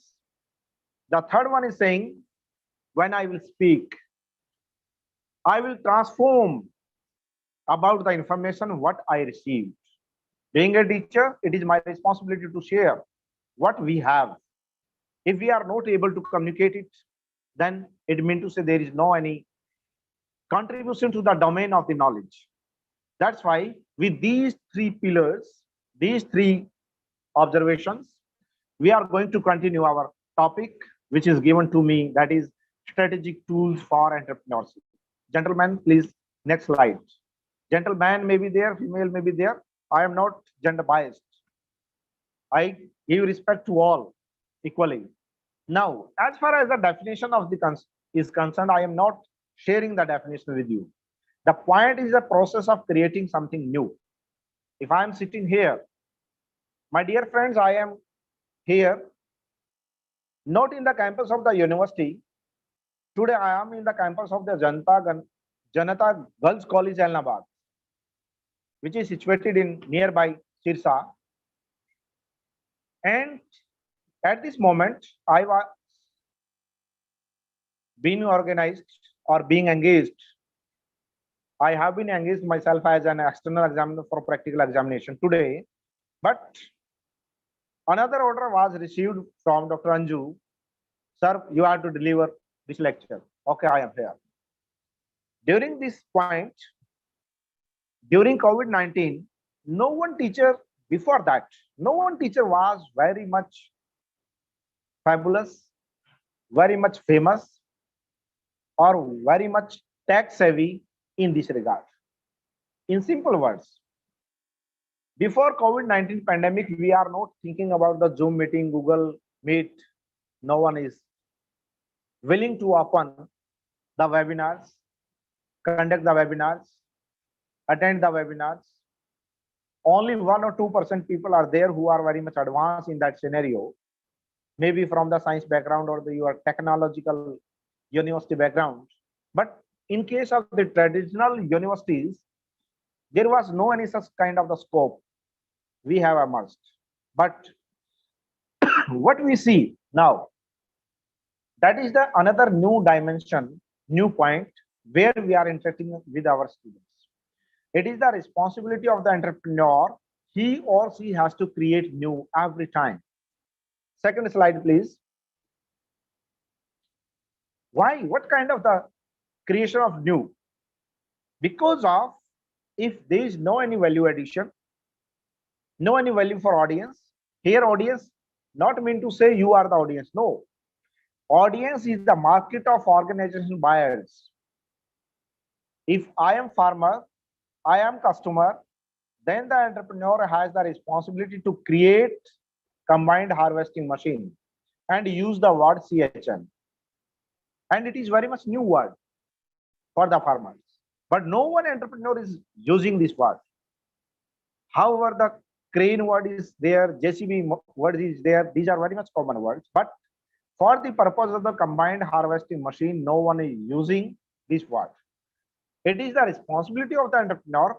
They have to create different kinds of the terms, different times of different points, different ideas. Another point you can take, or you can take another example, health agency for new software for database. My hospital administration is in the need of to maintain the database. Then the software developer has to come to the field, has to raise this issue. Okay, we will prepare MIS. Marketing information system may be there, management information may be system there, and medicine information system may be there. Any kind of the word we can use. But the point is that the software developer has to develop different kind of the softwares so that they can use. The third point is saying prospective students for a new course. We all the teachers are being engaged in the colleges or the UTDs, but we are in the need of the LMS, learning management system. It is the responsibility of the entrepreneur. They have to create the learning management system softwares so that we can maintain the database for them and we can attach all the students with us. And then we can say, okay, it is creation. Otherwise, there is no creation, no innovation. Next, please. Another point is saying developing the value by devoting time and effort. My dear colleagues, we are sitting together through electronic mode. What we are doing? We are creating or developing the value by devoting time. What kind of the time? We are learning from each other. As you can see, the senior most and senior faculty members are also available in this seminar or the webinar or in this FTP. If we will devote this time in this organization or in this event, then we can do more effort with for students. Our students will be attached with us as and when we will devote more and more. One example I can share with you. Sometimes we feel that the students are not attending my class. No, it is wrong. I will not admit it. Why? If the teacher is available in the class, student will automatically attend the class. If teacher is absent, that's why the students are absent. It means to say we have to devote our time and different seasons, different weathers, different climatic conditions. And then we can say, okay, it is very much important for us that we have to devote it. Another point is place utility. In case of the place utility, what we have to see, as far as the geographic conditions are there, so many geographic conditions are there, north, east, west, south. As you all read the newspaper in the morning, and it is being conveyed that the newspaper is giving the information about all directions. It means to say geographic conditions. Therefore, it is responsibility of the entrepreneur that he or she has to share the information, or he or she has to create the place utility so that the people can utilize that product which is available. If we are not able to provide, we are not able to render that product to them, then there is no any place utility. Therefore, it is necessary. The third one is personal utility. If I use this word brush, what the brush is saying? Brush is the tool by which we can clean the car. The similar brush can be used by the painter to brush the wall. It means to say it is the responsibility of the entrepreneur. He or she has to create the personal utility. Because of utility is personal specific or the person specific. A glass, or you can say a particular pen, the utility of this pen for me is different, for you it is different.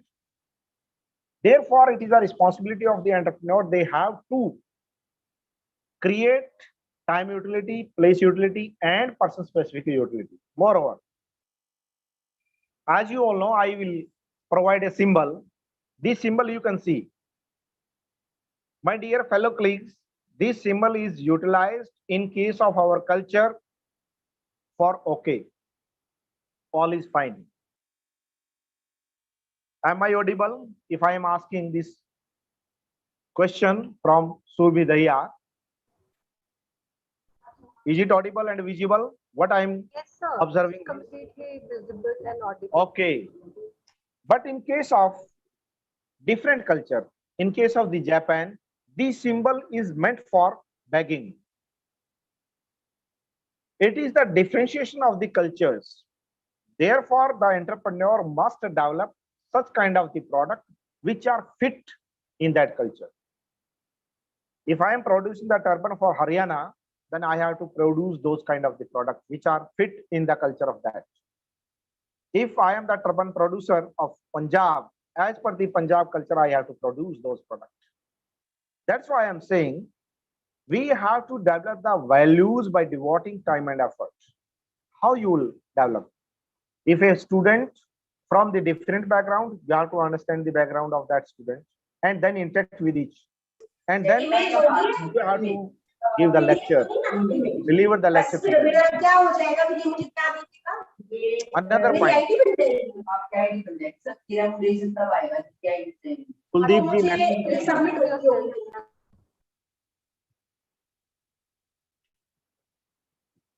Okay. Thank you.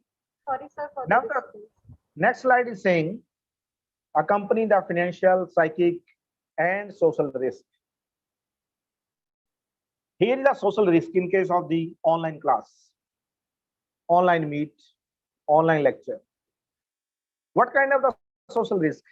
As some of the person has unmuted his or her mic, it is social risk. Here the entrepreneur has the responsibility to take care of it. How I will handle it? If I will mute all, it is a problem. If I will unmute all, it is another problem. It is the responsibility of the entrepreneur that he or she has to develop that kind of the software which will give the permission, okay, you can speak, you cannot speak. In case of this slide, sources, equity, debenture, etc. Mean to say what kind of the financial resources you have, from where you will collect the funds, collect the money, and then what kind of the percentage of the equity or the debenture you have. If you will borrow the whole loan, another problem. If you will borrow the whole capital, another problem. But you have to maintain the balance, optimum wealth maximization you will do. Another point, government aid. Sometimes entrepreneurs are not able to cope up with the government conditions. What kind of the subsidy is going on? And the moratorium is going on or not? During the lockdown, there are so many facilities were given. As I told you earlier in the first or third slide, that number of millionaires included in the Forbes list.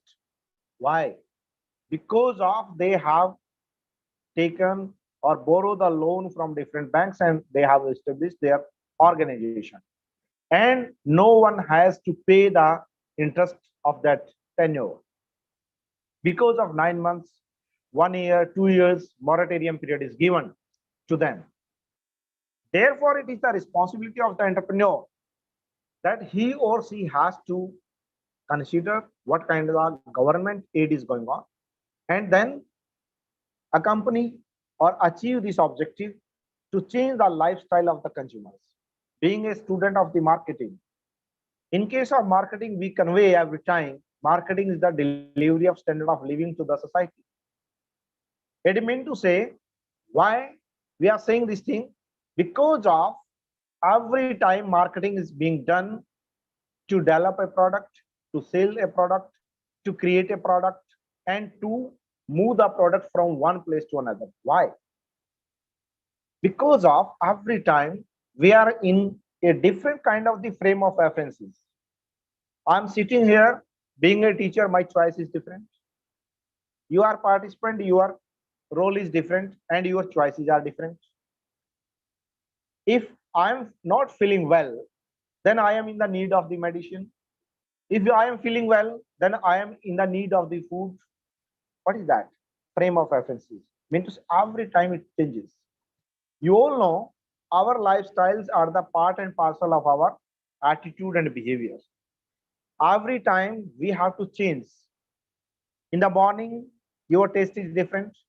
In afternoon, your taste is different. In evening or night, your taste is different. Why? Because of our frame of references changes at every time. At the age of the 5 years, our taste is different. At the age of the 45 years, taste is different. 55, different. And our choice is also different. Therefore, at that moment, entrepreneur has to see what kind of the psychological conditions are there of my customers, my consumers, my potential buyers, what they are feeling, and what kind of the product I have to deliver to them so that they can feel happy, they can feel satisfied with their needs. And the another point is there, social. We all are social animals, as it has been conveyed as a proverb. But my point of thinking or the observation is different.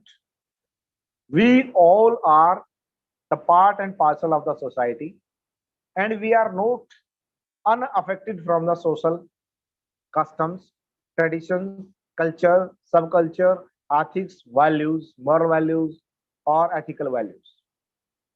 We have peers. Our senior may be there, our teacher may be there, our role model may be there, our celebrities may be there. All are affecting us. If I see, okay, that particular person or that particular celebrity is using the peer shop, okay, I will use it. If he or she is not using peer shop, I will not use. It point me to say here, or we have to convey that every entrepreneur must achieve the financial, psychic, and social risk by way of managing these sources, government aid, and maintaining the lifestyle of the customers, by building or by connecting him or herself with the society, so that he or she can proceed further. Next, Kuldeep ji.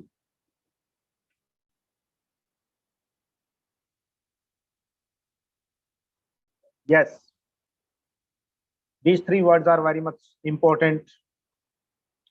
You all know we are here. Why we are here? Stimulus is there. Today, in the morning, when we wake up, what do you feel? Suppose you feel hungry. Hunger is our stimuli. Now we are connecting with each other. The participants are near about 85. All are hungry. For what? Not for the food, but for the food of thoughts. Because of to receive the rewards in terms of the monetary and personal satisfaction and independence, entrepreneur must visualize what kind of the stimulus is there. For simple words, or in simple word or a simple example, suppose, please go back in your 6th or 7th class. All my fellow colleagues. Yes. We feel we are in the 7th class or the 6th class. After the last bell of the school, we push ourselves to our homes. And what we observe that our mother, father is not available at the home, but we are hungry. Then we will search different options. This one, biscuit may be there, etc., etc., etc. Chips may be there. Different options. These options are known as drive. One of them we have chosen. Okay, I will consume a spoon of the sugar with water. That is Q. What you feel at that moment. Here, the entrepreneur responsibility is that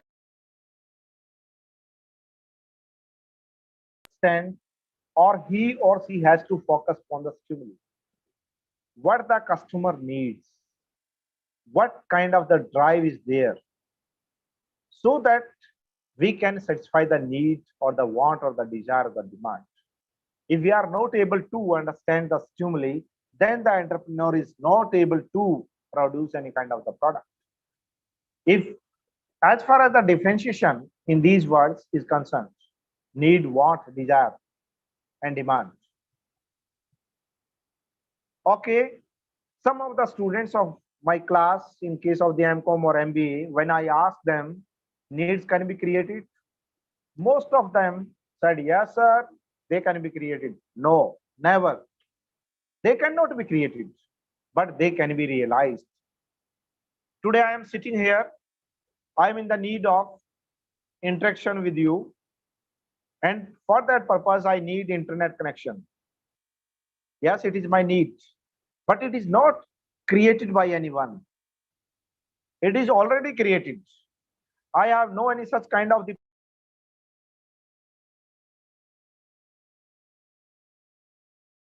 at that moment,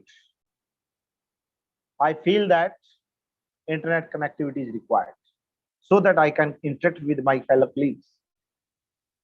That becomes my want if I have the purchasing power.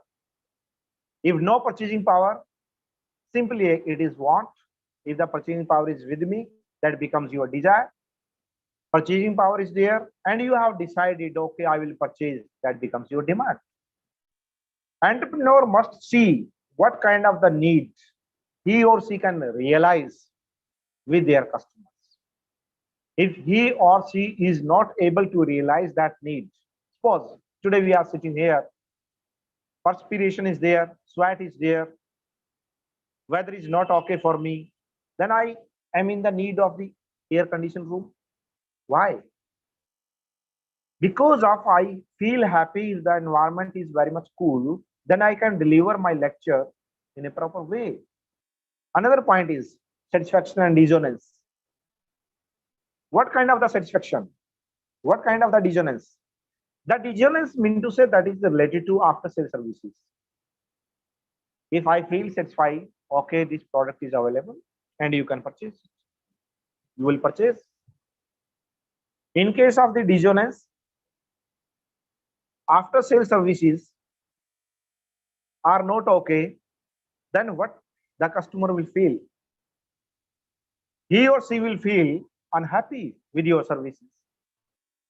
It is the responsibility of the entrepreneur. He or she has to satisfy the need of the customers and give the guarantee and warranty and after sales service in a proper manner, so that he will receive or she will be able to receive the reward in terms of the money or the monetary funds.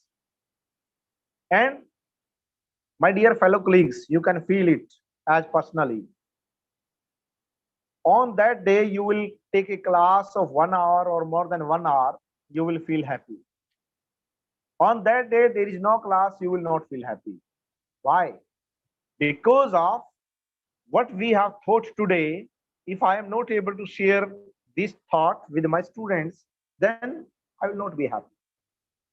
Same way, you will feel liberty at that moment.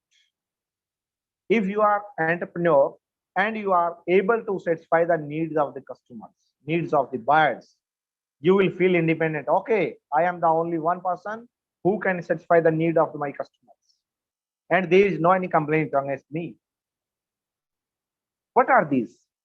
These are the skills also. These are the rewards also by which we can satisfy our customers, and then we can proceed further. Kuldeep ji, next, please. Okay, what is that? These are the tools or the entrepreneurial strategies. What do we have to do? First, we have to generate. What? Generate the idea. Then exploit over time.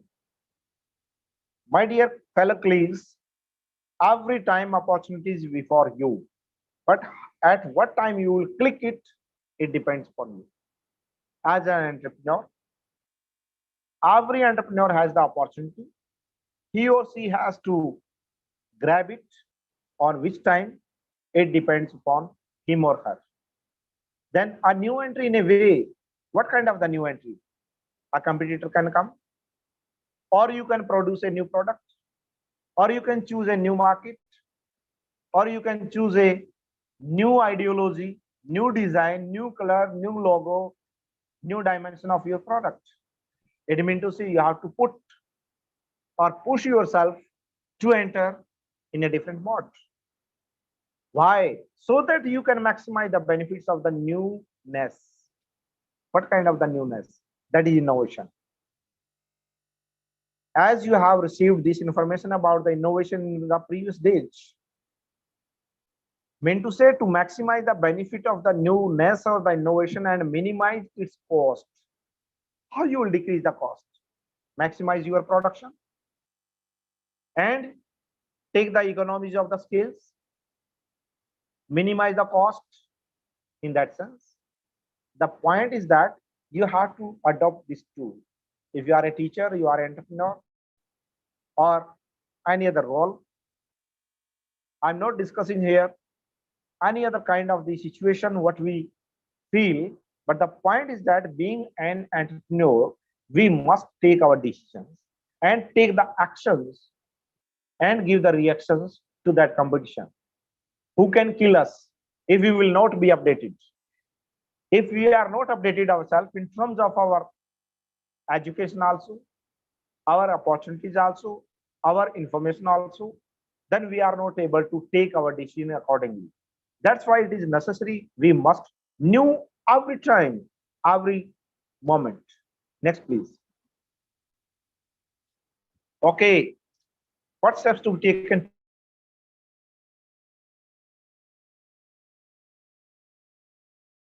to of the new product or new services? If I'm able to design a new product, I must have design. Value addition, take an example of the pencil. I attach the eraser with the pencil. Value addition is there. New market, I can adopt the new market and new culture. It is one of the opportunities I have to grab. But at what time you can grab? If you have the information, then you can grab, otherwise no. The second point is saying creating a valuable, rare and inimitable resource bundle. There are so many persons who will copy your ideas. Yes, my dear fellow colleagues, an idea will prevail in 10,000 minds at one level. If I have an idea now, the same idea is traveling in 10,000 minds. Who will click on it? It depends upon them. Therefore, we have to grab the knowledge about the market. By way of technological knowledge, we must have a tech-savvy culture. If I am afraid of how I will attend the Zoom meeting, how I will attend the Google Meet, no. If we will go with that particular opportunity, you will attach, you will grab it immediately. Similarly here, in case of the entrepreneur, you must create a valuable and rare and inimitable resource bundle. Gentle ladies and gentle persons, what I'm going to say here, you have to develop such kind of the product which is not able to copy it easily. Mean to say you have to devise such kind of the technology advancement in that product, in that market, which cannot be copied, which cannot be tapped by anyone. And at what time it will be done? It will be done as and when you will do maximum research and development.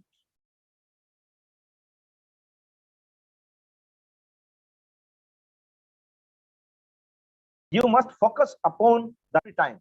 Next, please. Everything is going on smoothly?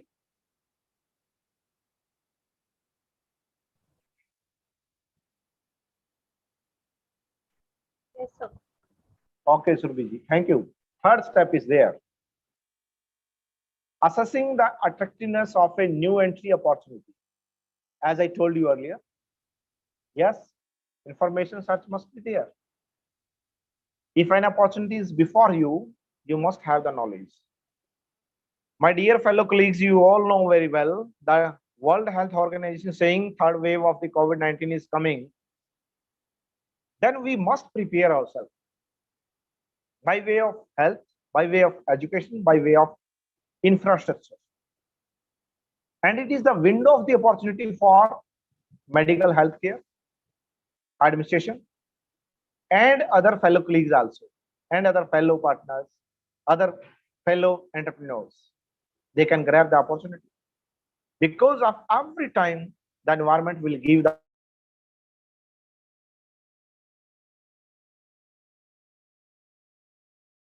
period for favorable environment to exploit the opportunity.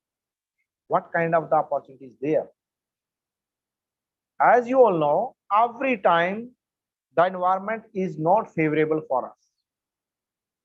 every time, every opportunity cannot be grabbed. We must focus upon on that situation at what time we can grab it. And then we will feel comfort with making a decision under that uncertainty. Example, you can take Serum Indian Institute, Pune. What he did, what the organization did. The organization has taken a decision. Why decision? In the situation of the uncertainty. Okay, we will develop this particular vaccine or the particular medicine, and I will provide to the whole nation, to the whole world, as and when they will demand. And they have taken into consideration the government aid, the subsidy, all facilities they have grabbed, and they have exploited that opportunity. What is that? That is the decision to exploit or not to exploit the new entry. They have explored that environment which has been created by the environment also. The global environment has created an opportunity, and the environment is favorable for that particular SII, and they have grabbed that opportunity. And nowadays they are feeling comfort by way of assessing this, by way of taking decision regarding this. Next, please. Kuldeep ji. Yeah. Every time you must be the first if you are willing to grab the opportunity as an entrepreneur. It is very much important strategic tool. If there is a list of the speakers, there is a list of the hosts, we must be the first. Why? Because of, if you are the first, then the cost advantages you can take. SSI or SII, Serum Institute Pune, the example is given here. If you are the first one, you must have the long experience. You must have the long learning curve because of you have done the trial and error methods. And you are able to know what kind of the problem is there and what kind of the experience you have. Because of there is no alternate of the experience, as I told you earlier. Therefore, all kind of the Ministry of the Health, pharmaceutical industry and pharmaceutical sector, they are just discussing everything with SII and the another bodies there. Why? Because of they are the first mover. And nowadays, they have increased the volume of the production and they are grabbing the profit in terms of the economies of scales. And they have decreased the cost of the product. And that's why they are taking benefit more and more. The next one is first mover, less competitive rivalry. What is it means? Okay, I agree with it. Supply creates its own demand. Yes, I agree with it. But sometimes their customers are very much less, low market share is there. But the positive aspect is there is no competitor. And then at that point, you can grab that opportunity if you are the first. That may be a product, that may be a service, that may be market, but try to be the first, being an entrepreneur. Take the risk in case of the uncertainty and grab the opportunity. And then you can be the first mover. Next, please. Okay, you can secure important channels. What it means to say? How you will secure? You can secure in that sense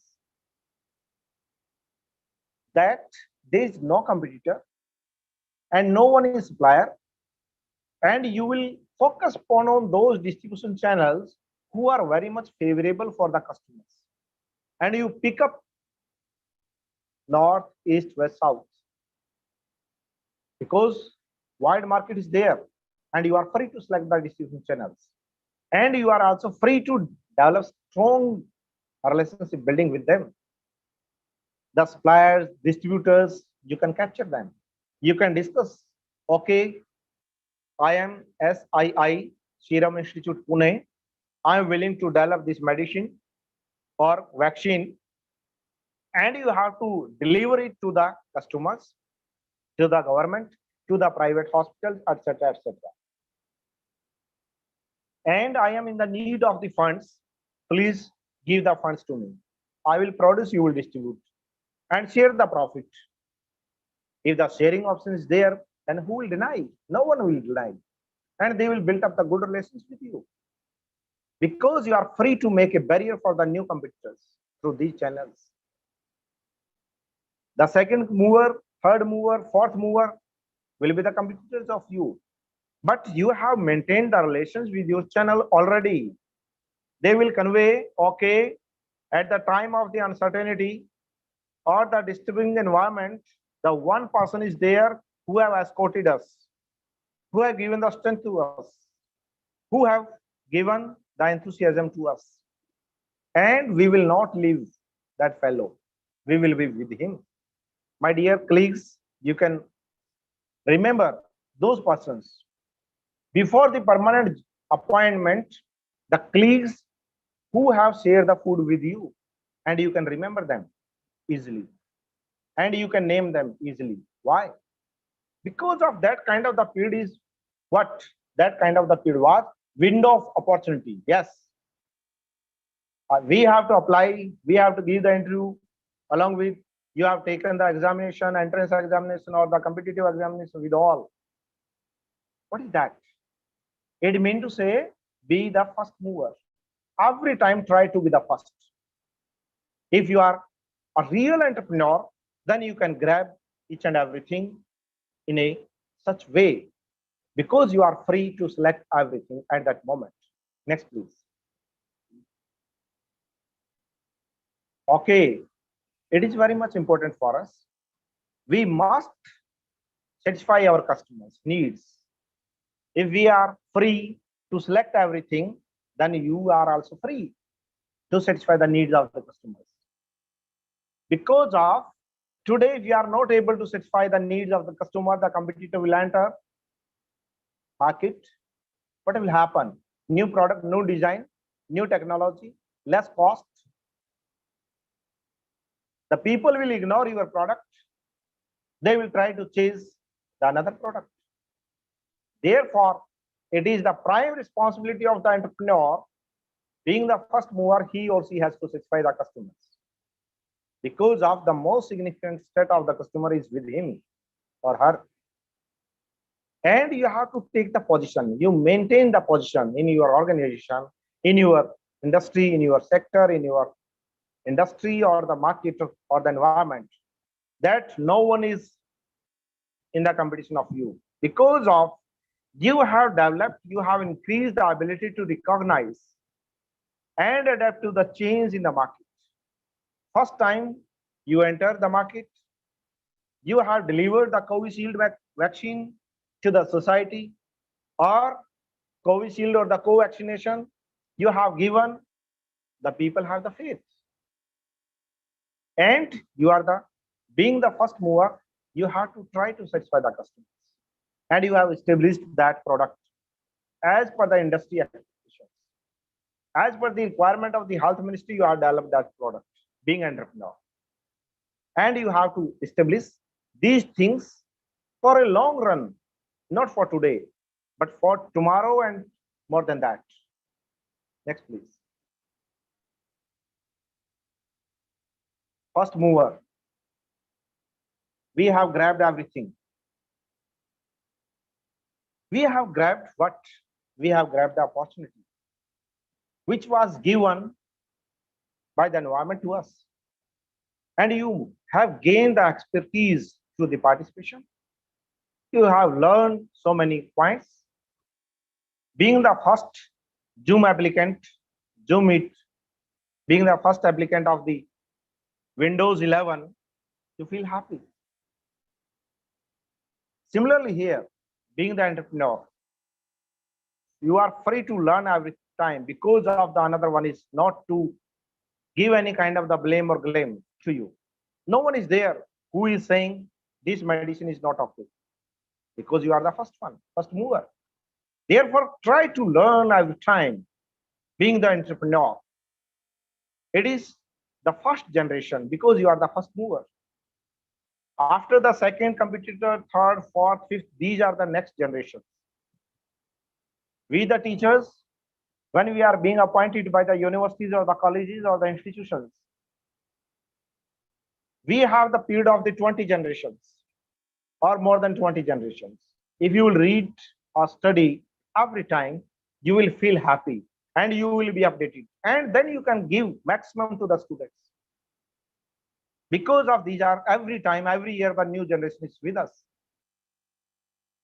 And if we are happy with the learning, being an entrepreneur, then we are able to monitor easily the market, what is going on.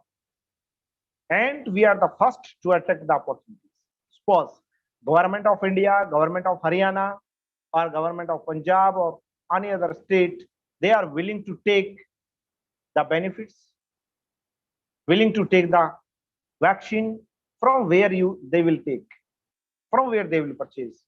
Only from you. You are the first mover. That's why it is very much easy for the first mover to monitor the market conditions or to attract the market toward the opportunities, and free to build up the network for early information about the marketing opportunities. At what time, what kind of opportunity will prevail? Nowadays, SII is free to launch the another vaccine for the wave 3 because of they have developed such kind of the infrastructure. They have such kind of the technologies. They have such kind of the technological advancements. And then they can be the first mover for the third wave also. That's why it is necessary be the first, being an entrepreneur. Next, Kuldipji. Okay. These 4 lines are very much important for us. Being a teacher, being an entrepreneur, being a student. We must understand our capabilities, our passion, our goals. Because if the focus is not right, get your focus right. Because of a thought, if you have an idea, you can do an action. You can take an action or reaction. If the action is there, it will become your habit. Pause. At the early age, up to the age of the matric class, 18 years old, you can say, we have no any habit to read the newspaper. But after that, we feel, okay, I must read the newspaper every time, every day, in the morning, or at what time I feel happy, or I feel free. Why? Because of there was a thought in your mind. If the student will ask the question from you, what was the headline of that Tribune or the Hindustan Times today? How you will reply? One thought is there. That's why it will give the reaction and action and force you, please take the action. So an act, you reap a habit. As and when you will take action regularly, sorry, it becomes your habit. If the habit is there, automatically it will be a part of your character. And so your character reap a destiny. What is the meaning of the destiny? My dear fellow colleagues, it is very much important for us. I'm not attaching the destiny with our luck. No. You must do the work hard, focus the right place, and get and grab the opportunity. It is very much important. Please read these 4 lines.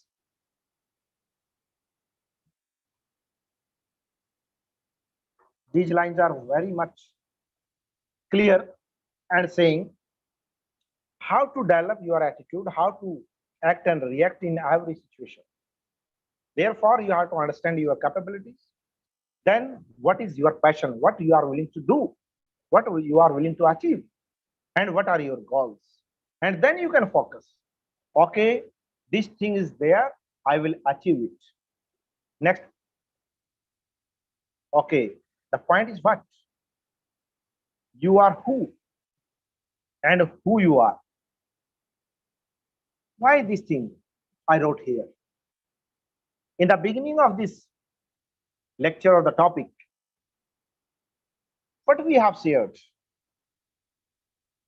Now you can see the change in our brain, our mind. The focus of thinking has changed. Why? Because of before that, we have not discussed these qualities, abilities, points with you all. We have not shared. But if I am opening this screen, now you can and we can reply, yes, you are right. We all are right. Because of, I expect that from the entrepreneur. I close my eyes. When I will open my eyes, it means to say every person has closed their eyes during the COVID-19 pandemic. We have no any option what we have to do. But the entrepreneurs came in the field and they have opened their eyes. Okay, vaccination is the only solution. And we will develop the vaccination. Every customer has listened. Yes, they have listened. Yes, who have spoken? The government of India and the teachers and the students, they speak to everyone, please get vaccinated. It means to say word of mouth marketing is being done. Sometimes what we feel at the time of the vaccination drive, at the beginning in the December 2020, some of the rumors were there. If you will get vaccinated, I hope there may be a fever, etc., etc. Now, nothing is there. Everyone is watching. Yes, it is the only one solution to get rectified and to get the remedy from the COVID-19 third wave.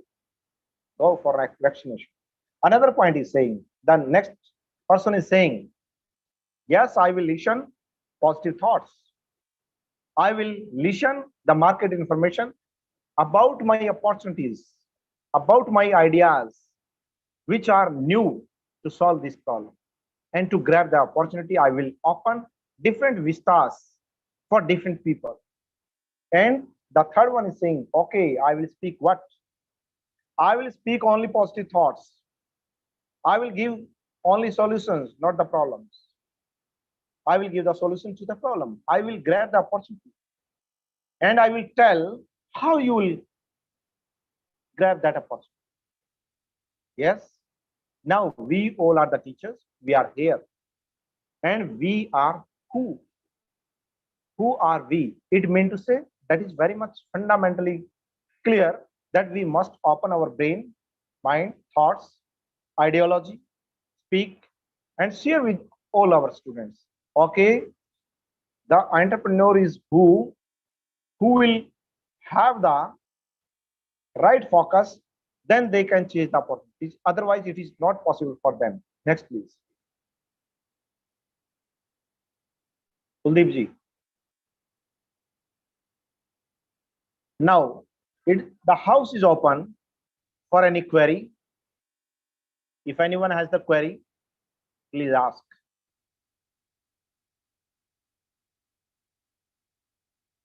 Dr. Surbhi, if you have developed any other mechanism for the query session, you can tell. Otherwise, I am open to house. Participants are requested to ask any query from sir. Just unmute and ask the question. Because of it is an interaction session, it is not the pushing of the delivery of the lecture to anyone.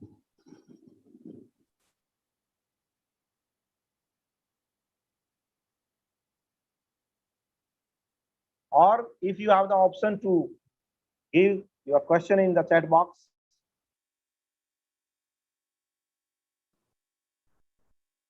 I hope that was very much simple lecture, simple interaction, and you have got all of the points.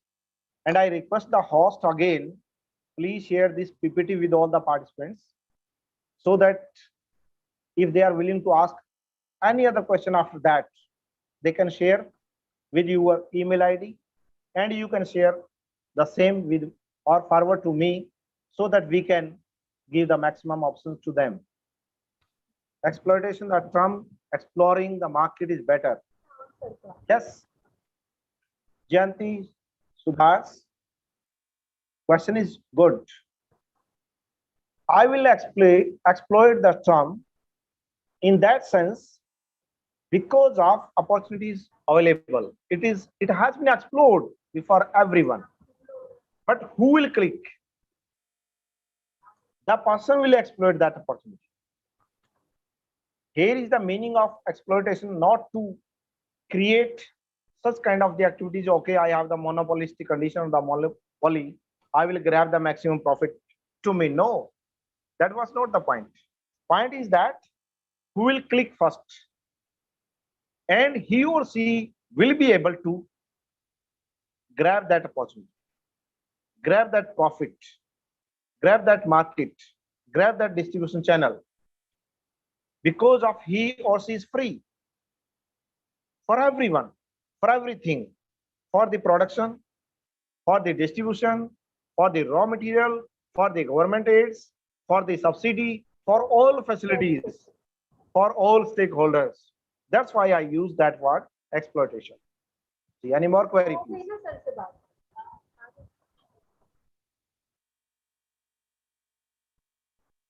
I hope all is well. Or now the mic is to Surbi Dahiya, please. And thanks for the all participants.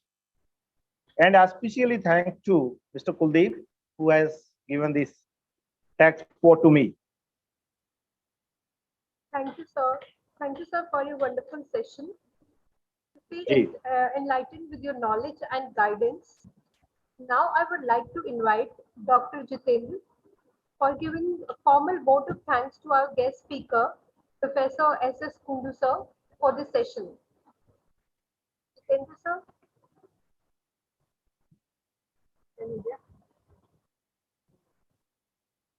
Sir, are you with us? Yeah, why not? Yes. Yes, sir.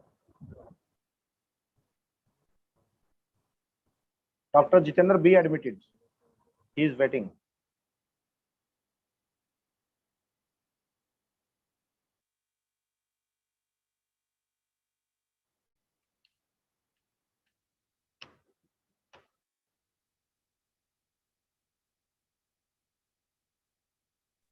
Yes, Dr. Jitendra, how are you?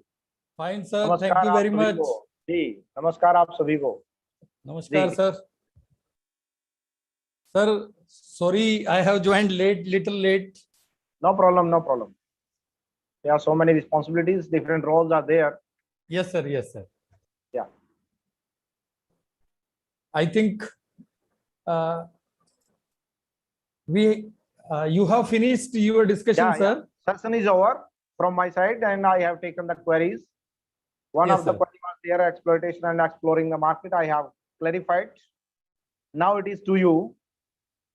Right, sir. Thank you very much. Surabhi Dahiya जी ने आपको आदेश दिया कि आप vote of ji, thanks जी, के जी, लिए जी। पुकारे गए हैं। डॉक्टर अंजू जी, भी अभी जी, दिखाई दे रहे हैं। डॉक्टर अंजू नमस्कार। नमस्कार सर। विशेष रूप से Well done, well done. Very interesting session, sir. I try my best. Nice, sir. Very interesting. Dr. Jitendra, please. Yeah, Jitendra, sir. Yes.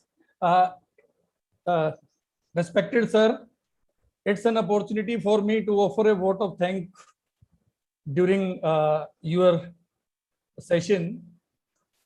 And on the behalf of Department of Management Studies, DCRUST Murthal, I would like to thank our eminent speaker, Professor Surinder Singh Kundu, Head Department of Commerce, Chaudhary Devilal University, Sirsa, who spent his busiest time for sharing his thought on this topic. Today, we had the opportunity to hear your thoughts, sir, and this is definitely encouraging us in our future events. And for the information of all participants, Professor Surinder Singh Kundu is not only the speaker of today's session, he is a learned man in Sirsa University, and I am lucky that my MPhil has been completed under his able guidance. Sir, thank you so much. Thank you very much, sir. With the guidance, not the under the guidance, right? With the guidance, sir. Yeah, because I use the word with, because we all are the fellow colleagues. and we must appreciate their efforts. It's your greatness, sir. Otherwise, on the thesis, we are writing under the guidance. Okay. Under the supervision. Sir, my gratitude. Thank you very much. Extremely sorry for joining late. I was busy in another assignment. No problem. The opportunity is given by Surbhi Dahiya to you that the whole lecture is recorded. You can listen as and when you will feel free and relaxed. No problem. Surely I will see, sir. Thank you so I much. request Surbhi Dahiya, please share this link of this video, or you can share this video to me so that it can be hosted by me on the Research Icon YouTube channel. The channel is having near about 800 subscribers is there. It is of mine icon, and this is given on the first slide, and you can share this link with you all participants also, so that our students, they can take the benefit of that channel, because of that channel has different videos on the research and publication ethics. And this paper is very much new for all, new for the teachers, new for the students. In our university, there are 100 PhD scholars, and I share these videos with all. And I have taken the live classes with them, and the whole lecture has been recorded and is being put up on that Research Icon YouTube channel. I request to the host and to the DCRUST University that they have to share with these resources with everyone. And I allow everyone that my PPT be shared with all the fellow participants. Yes, Dr. sir, Anand, sure, sir. please. Definitely. We will share, sir. Dr. Anand, कुछ कहना चाह रहे हैं? Sir, मैं कह रहा हूँ कि already we are streaming this video on the YouTube, and this whole lectures are available with the YouTube also now also. Okay. Right. Okay. It is I will share online also. streaming. Yeah. I will share the video, sir. No problem at all. Thank you very much. Thank you very much, Dr. Wait for a second, sir. Yeah, wait yeah, for a why second, not? sir. Wait For the for a group minute photograph. also. Yeah, for the Okay. group photograph, participants, please switch on your video also.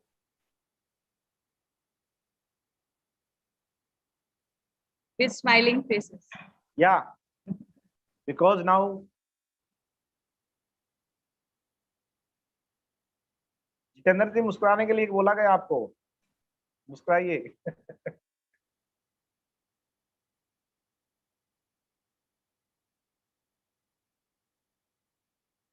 Yes, done. Done. Thank you so much, sir. Okay, thank you very much to you all. Thanks a lot.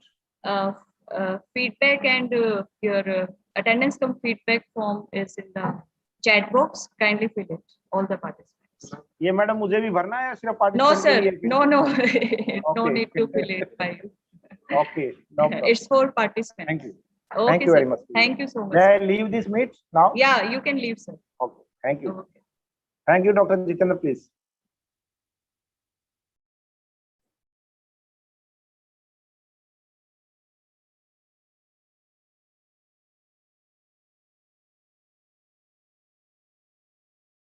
For being late.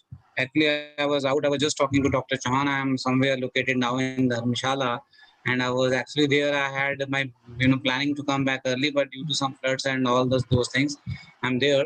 And from there, this thanks to this online technology that we are joining here together.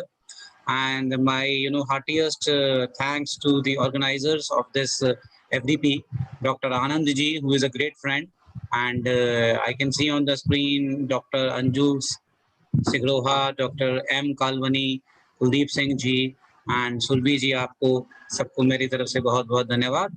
And the way you have presented my resume, it was very good to listen about my own self. And with the humble submission, I thank you for that. And I have been, looking into the areas like marketing, you have already told, and into research and development activities also.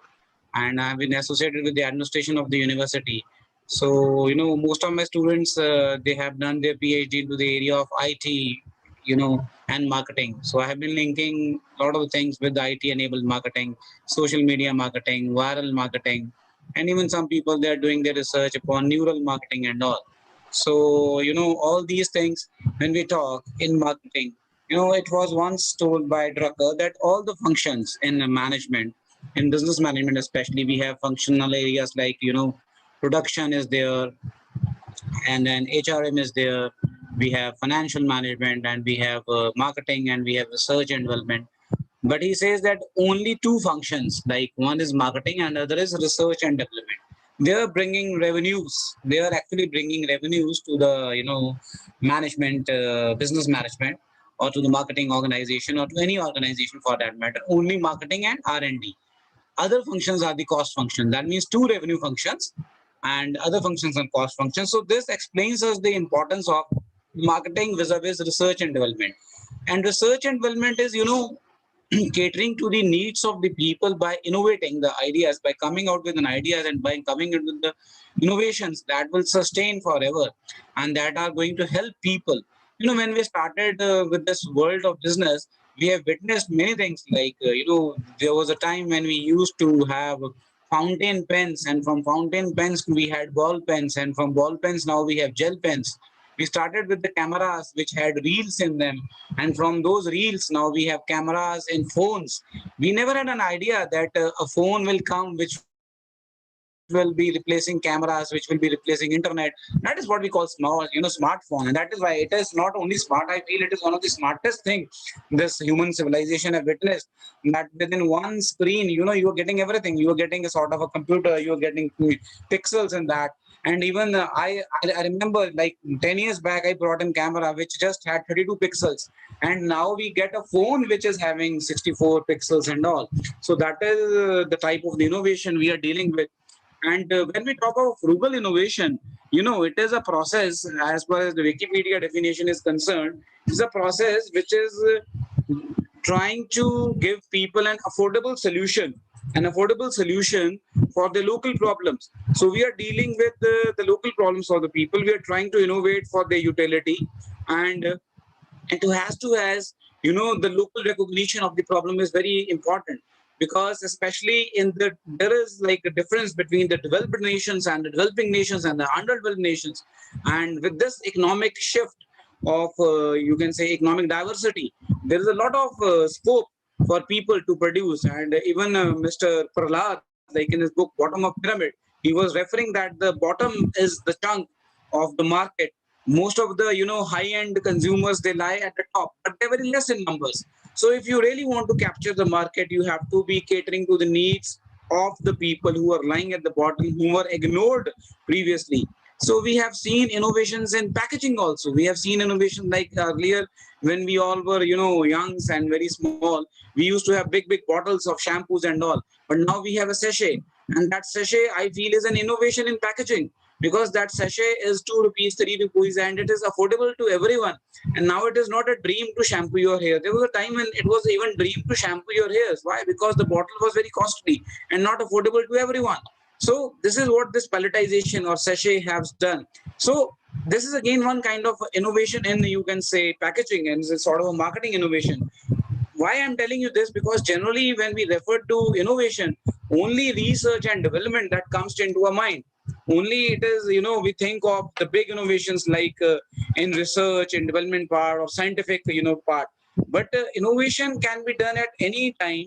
Even in distribution, there has been a lot of innovation. Like we see now the things are delivered directly to your home and removing all the intermediaries. We are placing orders. We are getting the things, through Amazon and all. So what is that? That is an innovation in distribution system. That is innovation in delivery.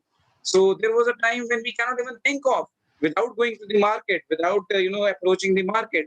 We had retailing, and retailing, so we have now e-tailing, and e-tailing is like electronic retailing. So whatever we are getting on the screen. We just make a purchase, and even there was a risk involved at time when it was introduced. The risk was that whether we'll get something which is of quality or not. That was the biggest risk. What we order, we won't get, and that risk has been replaced when they talk about replacing the things.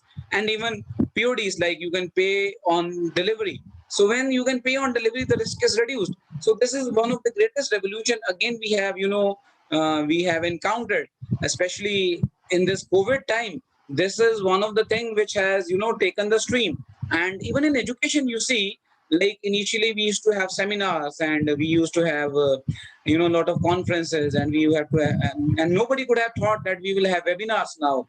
that a person from all sides of the world, they can connect and they can share their views. And now this lecture itself is an example. By chance, I'm located at a place and I cannot, switch off from that place right now. The weather is like this, but I'm communicating to all of you, and no doubt some time lags were there. But this communication is only possible because of this online system of webinars. We are connecting to each other and we are connecting all over the world. I can see the links have been sent to international arena also. So this is again one form of an innovation. But when we say frugal, frugal means that at the top of the pyramid there is a great purchasing power. Fine. And this great purchasing power has to trickle down also. Like once the smartphone was introduced, if I roughly guess, it was something in the price of 1 lakh and all. But now with the advent of time, you're getting the phones like MI and all. You're getting the phones like Realme, Redmi, MI series, and they are providing the same set of the things and same set of the features, and those features are actually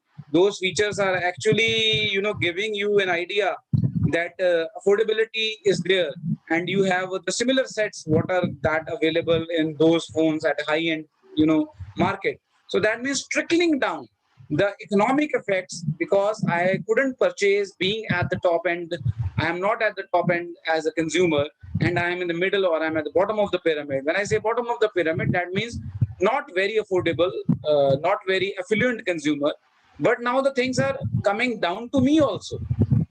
So that means innovation which economize, innovation which deals with the social problems, innovation which recapitulates the economic power of the people, and which comes with a solution in a more economic way. So when you are dealing with this economic affordability of the people, you provide them with the cheaper versions, you provide them with the good technology at an affordable rate.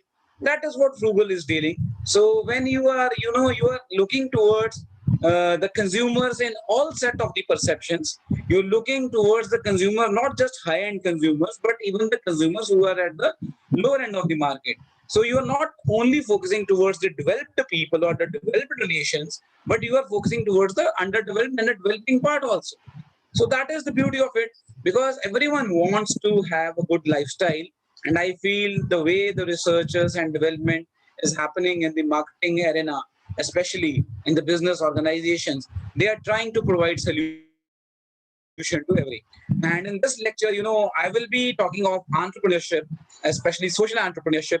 And my one, passion is to make people, because we all belong to India, and Indianism is very important, because when we talk of India, India is not just one set of culture. India is a set of culture which is mosaic. And when I say it is a mosaic, it is actually having a lot of ethos which have been, changing over a period of time. We started with the philosophies of, we had the time of Mohenjo-daro and Harappa, and then we came to the Vedic philosophies, Aryans coming to India, and then Mughals coming to India. And then there's a lot of conglomerates which have been happening. And now we say that we are diverse, but then again we are united. And that is the beauty of India, unity in diversity. And this is what makes us as an integral country. So when I say integral country, no integral country can advance without having a look towards the own value system. What is the pity with our education system? We're trying to explain the things, what is happening in the abroad, and we're trying to train our people with those set of the things. But it's difficult for a person to understand. When we give them an example of America, it will be more easier for them to understand if we give a code an example of our own area. If we talk of, our own India, like you can see, there was an advertisement of Coca-Cola in which Mr. Amir Khan was saying, "Thanda matlab Coca-Cola." So this phrase would have never been there in the West, because there it won't work. But here, Thanda means anything cold. But he says anything cold means Coca-Cola for us. So that was like a punchline. And this is what has been adopted from the culture. Because हमारे क्या होता है, हम कहते हैं जी आप ठंडा पियोगे के गरम. So when we say ठंडा पियोगे के गरम, that means garam means something hot as a beverage, and thanda which is cold drink. and he is trying to replace that idea of cold drink with Coca-Cola. So what a beautiful thing, he has the advertiser has thought of, and what a beautiful punchline. So that means when you inculcate, and now again we are talking now, initially we started with the liberalization process, and now globalization has spread it all over the world, and now globalization needs to deal with the local problems. And when I say globalization dealing with the local problems, that is why we have a concept of global village, because village is a locality. So when globalization is dealing with the local problems, it is becoming globalization plus localization. So for me, it is globalization. Global, and you are dealing with the local problems. So when you are dealing with the local problems of the society, and you are giving them the products which solve their problem, which are affordable to them, which are very much at par with the culture, so definitely they will be accepted. And when they will be accepted, definitely they will come. As you think of McDonald's, not anywhere in the world they're selling something as Mac burger with aloo tikki and all, but here they're selling. Why? Because they knew that there is a set of the Indians who used to have this, and this aloo tikki sort of a thing in the buns, and they have produced that as a burger, and that is very affordable again. So what they're trying, they're trying to replace your local product with their global product.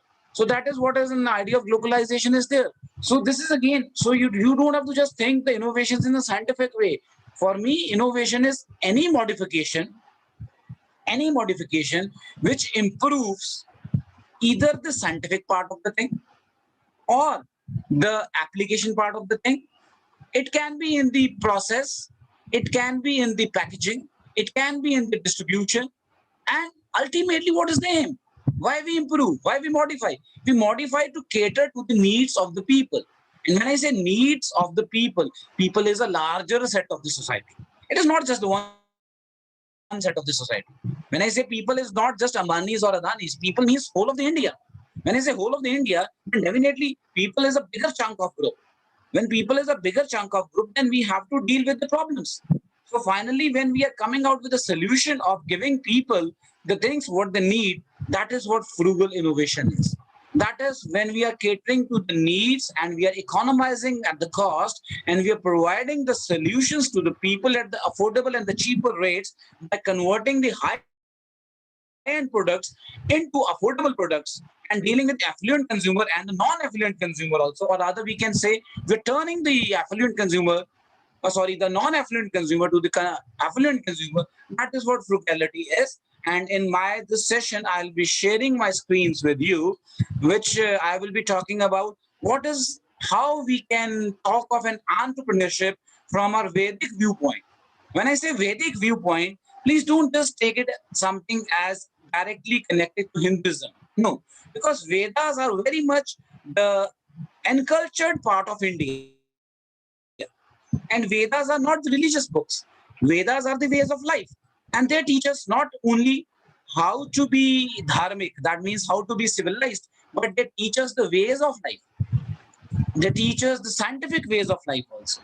They teach us the ways of manufacturing also. When we talk of Arthashastra, it is explaining us the economic part also. It is explaining us the ideals of kingship also. When we say Ramarajya, it is a form of utopian kingdom. When we say utopian kingdom, that means an ideal form of kingship. So ideal form of kingship was equivalent to Ramarajya. So there is a lot of, similes are there, a lot of comparison is there, which we can better understand. Why? Because we belong to this nation, and being the son of the soil of this nation, definitely the things we will understand in a better manner when we are talking in our own culture, with our own concept, and we have been listening all these things around. When a student is exposed to the poem like Jack and Jill, then it is difficult for him to locate his friends in that, because neither his friend is Jack or Jill. But once we are teaching him with the nursery rhyme, which have some sort of Indianism, that he will easily remember it. I'm not trying to promote, some particular kind of a faith or like this, but I'm trying to promote Indianism in the people. And that is what our Prime Minister is now also doing when he say make in India. When we say make in India, definitely we are trying to introduce the concept of innovation, entrepreneurship, and we are trying to mobilize our economy And at the same time, we have to make people entrepreneurs. Initially, we were, producing, because this mindset of producing trained workers had come to us by the colonial education, because Britishers have been, governing us, and they never wanted us to produce anything. They wanted us to work for them. So this, that sort of subordination has come to our mind. But that part has now to go. That has now to be removed. So this shackle which is controlling our mind, that we cannot produce better, we cannot produce affordable, we can produce best in the world. And you see, Tata's, they have produced Nano, and when Nano was produced, no other dared to produce car at that price. He never produced, Ratan Tata never produced that car to market, but he produced that car to show the world that technology of car can be produced at rate also, which is not possible, and which was not made possible by even the best manufacturers of the car in the world. So that is, for me, again, an innovation, and there's a frugal innovation, because people are buying the things at that rate and they are affording it. So definitely, with the concept of Make in India, it is very necessary to know what Indianism is and how we can connect our entrepreneurial values, our managerial values, our concepts of production, our concepts of development with our own set of culture and values. And at the end of the lecture, I'm very sure that you will be definitely, getting this an idea that India is a storehouse of not only philosophical knowledge, but of a temperamental knowledge, of a skillful worker, manager, and an entrepreneur. We don't only produce philosophers, we produce, people at all set of levels. People say that India is a philosophical country, but what I feel after going through the religious texts and book, that India is not only the philosophical country, it is a very, very practical country. And if we try to put in stress to what is written in our religious scriptures, maybe it is a Mahabharata or Rig Veda or Samaveda or Ayurveda, we will find tremendous knowledge which is talking about entrepreneurs, which is talking about managers, which is talking about workers, which is talking about subordinates, which is talking about kings, which is talking about democracy, which is talking about different types of leadership styles, which is even talking about things like transactional analysis, which is talking about motivation. And you all get that with your own language, from your own soil, and hence better understanding.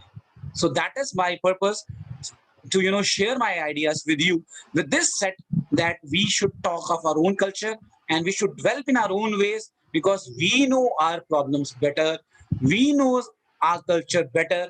That is why the solution we will get for us will be definitely better for us. So with these words, I just share my screen with you, and I hope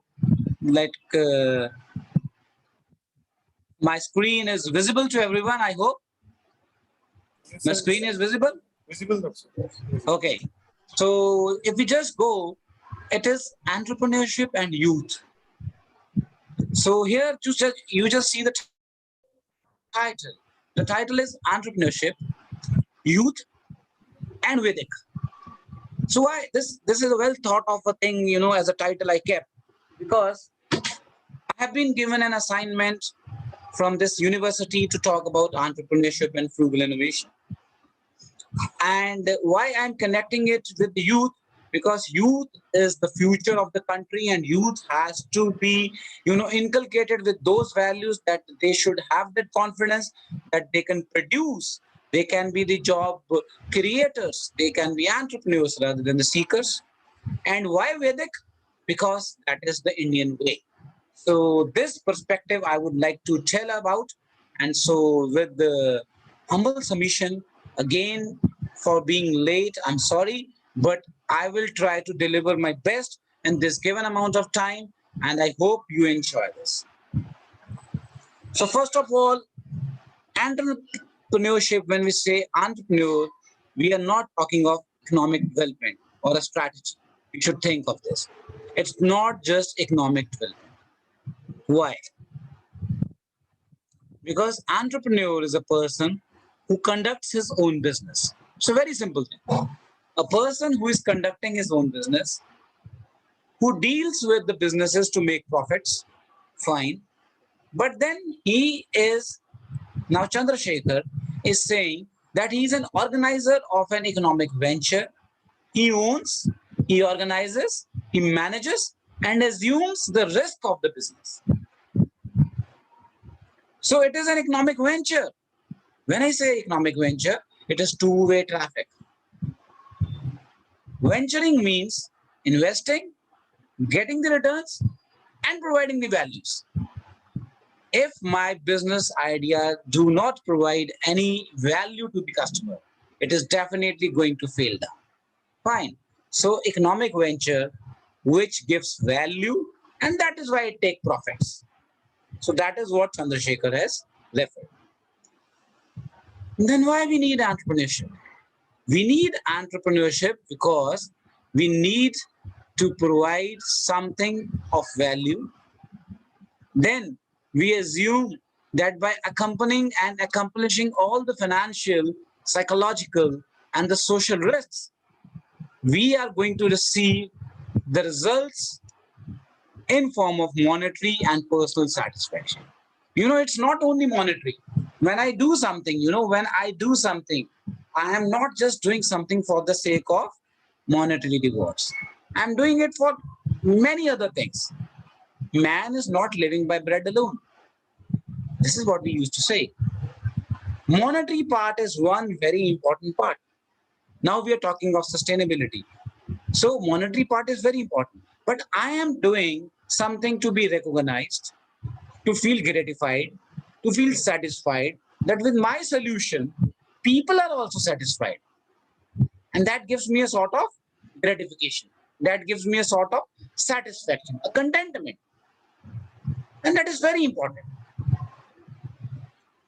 So, entrepreneur has to be an innovator, number one. Second, he needs to deal with competitive products. He needs to generate employment. And this point is very, very important.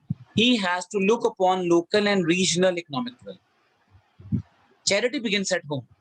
अगर मैं घर से संपन्न नहीं हूं, अगर मेरे घर में संपन्नता नहीं है, तो मैं बाहर संपन्नता नहीं कर सकता. I cannot, go into the public and give the rewards to the people if I don't have any economic well-being. So that's very important. Then improved allocation of resources and transfer of technologies. So again, why this improved word has to, because as an innovator, I cannot be focusing on giving up on the same things to the people again and again. If I promise them something new, new does not mean a prototype with some additional feature. A feature is that which I need, which is going to give me a solution in a better way. That is what improved is. So for every innovator, for every entrepreneur, the challenge is modification. And modification which suits the need of the people. So goal is to create or capitalize opportunities. Process is creation and growing an enterprise. Community is economic and social entrepreneurial activity within an effective system of public and private domain, and policies and practices which foster entrepreneurship is what development is. That means when a prime minister, honorable prime minister, when he referred to Make in India, he is fostering those set of values by which we can enthuse people to develop skills, because we cannot develop entrepreneurs without having skill development. So we need to have that skills in them, and then only we can foster the process of entrepreneurship. So entrepreneur, these are the dimensions. So these dimensions, they are people who are with underused talent. Underused here is latent, hidden talent. They start from small businesses. They grow as business. They are innovators. They believe in self-employability. They believe in self-employability. They're generally youthful. Even at the, a bigger age, a higher age person can be youthful. Youthful means with a lot of energy, enthusiasm. And they believe that they are going to convert the problem of unemployment to employment, and themselves also employed and giving employment. And they are generally the solvers of the social problem. So they are social entrepreneurs. 3 phases are conception. Conceptions involve idea generation, projects, technical assistance. And concept means when you conceive it. So what do you conceive? You conceive an idea. Okay, I'll start manufacturing something. So this is an idea.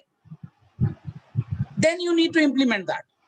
So implementation is development of that particular idea into the prototype creation. And once a prototype is created, it needs to be tested. That what I have made is generally going to sell also. Then we have R&D centers, universities, and industrial parks, where we are going to, give people an idea about our products, and we need to test them as a market. And once everything is over, this test marketing part is over, we go towards the marketing of the things. We launch it, and then definitely it is capitalized and community accepts it. When I say community is going to accept, here the phenomenon of marketing is what I say, adoption of innovation. For a business process, it is diffusion of innovation. For regional capacities, it is adoption. Because I as a marketer will put a thing in the market, so I will diffuse it. So I've diffused it. And this diffusion of innovation will be adopted by the consumer. So diffusion is directly proportional to the adoption. The more the things are adopted, that means high is the diffusion. So for every marketer, the process of diffusion has to be more streamlined. And it can be only streamlined if he creates awareness about his product, if his product is having interest with the people, and if he can build that demand in them, and then people buy it. So for that, advertisement is very necessary. For that, uniqueness in the product is very necessary. And for that, the idea has to be a problem solver again.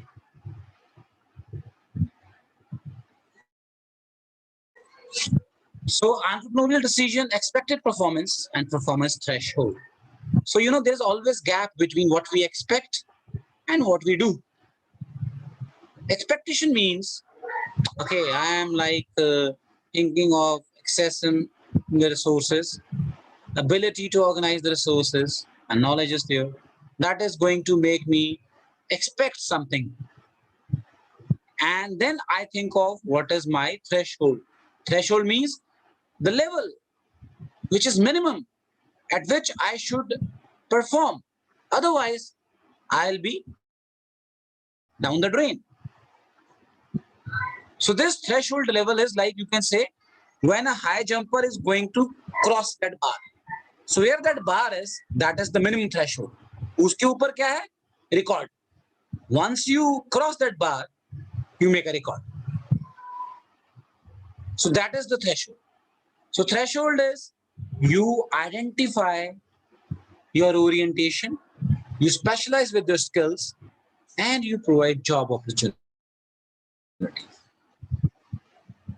Your expectations always are greater than, or very rarely they are equal to your performance threshold.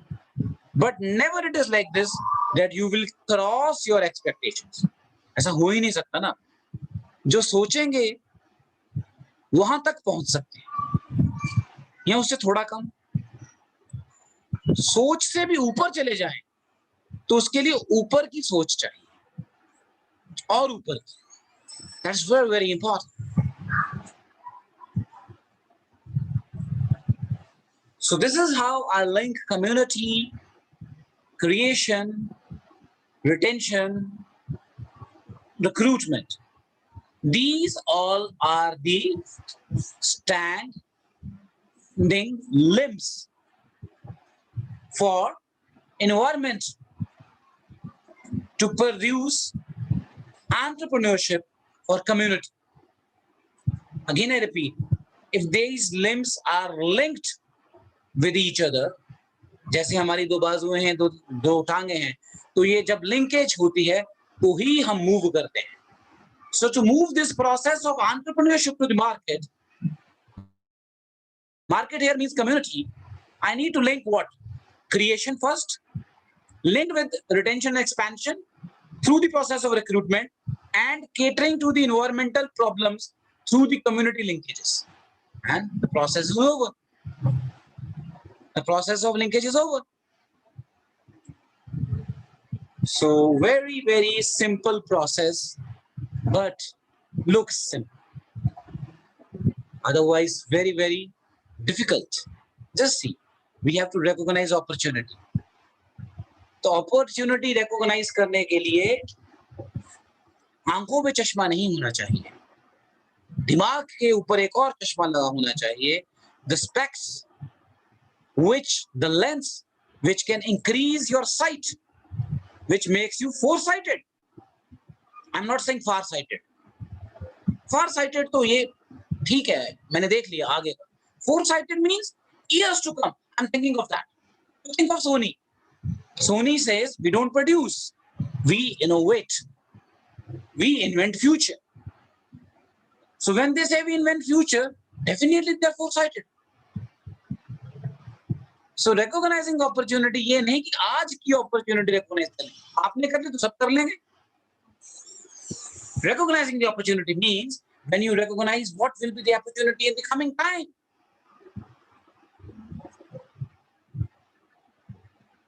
Then evaluation. जो मैं सोच रहा हूँ क्या वो सही है, ये बहुत जरूरी है. Because if I don't evaluate, how will I control? And once I evaluate, I create a balance between my optimistic thinking and the reality. You know, creativity is what?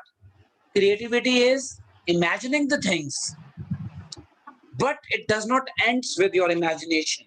It is manifestation of your imagination into reality. It is manifestation of your imagination into reality, and that is what creativity is.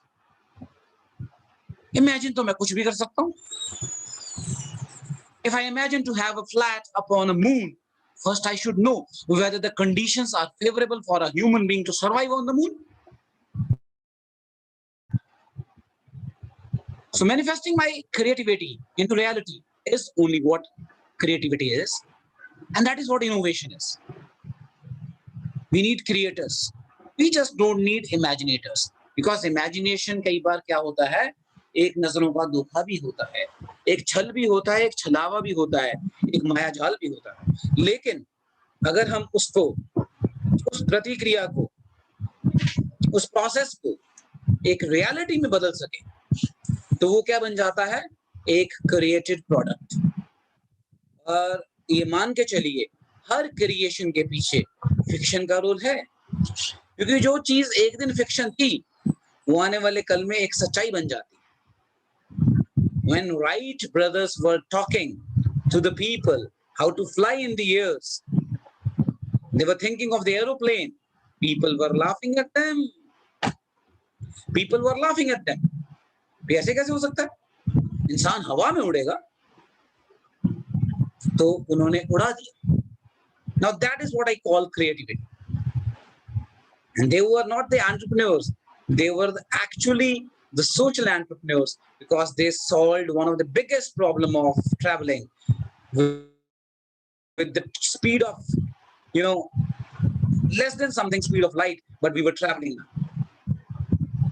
And we were crossing the continents within few days, which otherwise would have taken us few years. So that is the power of innovation. कभी सोचा किसी ने? I remember I was in class 8 or 9, and we used to, have chapters in which we were discussing कि books नहीं होंगी, book अपने आप खुलेगी और उसके ऊपर पिक्चर्स अपने आप आएंगी। तो मैं सोचता था ये कैसे हो जाएगा, ये किस तरह की किताब जो छपी नहीं होगी, स्क्रीन होगी उसमें। तो आज Kindle is there, tablets are there, तब फिक्शन थी। You know, Ian Fleming, who is the author of the series of James Bond, he used to use something like laser. And at that time, laser was a fiction. But now, when I say light amplification of stimulated energy radiation, it's not a fiction, it is a reality. And that is what laser is. So that is foresightness. एक इंसान देखेगा, दूसरा follow करेगा, तीसरा बनाएगा, और सब मिल जाएंगे तो प्रोडक्ट सबके आगे होगा। और सोसाइटी को तो एक्सेप्ट करना पड़ेगा। क्यों? क्योंकि उनकी जरूरतें पूरी हो रही हैं एक अच्छे तरीके से। So now, not saying much about this, I feel I have been telling you more things. I will come. दो चीजें होनी चाहिए एंटरप्रेन्योर में, एक रिस्क टेकिंग एबिलिटी, दूसरा उसका perspective. This perceptive part is very very important, क्योंकि कई लोग क्या देखते हैं, जब हम पहले मैनेजमेंट पढ़ते थे तो स्वॉट होता था, strength, weakness, opportunities and threats. तो उन्होंने कहा भैया थ्रेट्स क्या चीज है, थ्रेट कुछ नहीं है, तो बदल गया, अब आ गया strength, weaknesses, opportunities and challenges. Every threat is a challenge.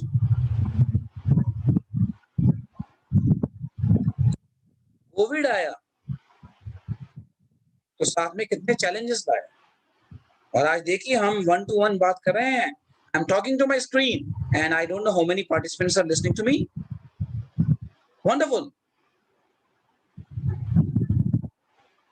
I am sitting at least a distance of 500 kilometers from you, and I'm talking to all of you. That is how we deal with the challenge.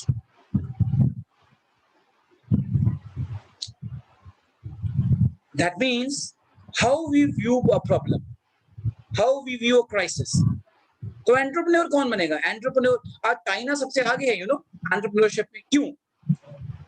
एक छोटी सी बात, आप देखिए Chinese जो है उनके पास pictographic writing है, they don't have alphabetical script. तो वहां एक बड़ी खूबसूरत चीज है जो मैंने कहीं पढ़ी थी, बाद में नोटिस करी, वो ये थी कि चाइना में जो वर्ड क्राइसिस है उसका जो पिक्टोरियल रिप्रेजेंटेशन है वो दो तरह से है।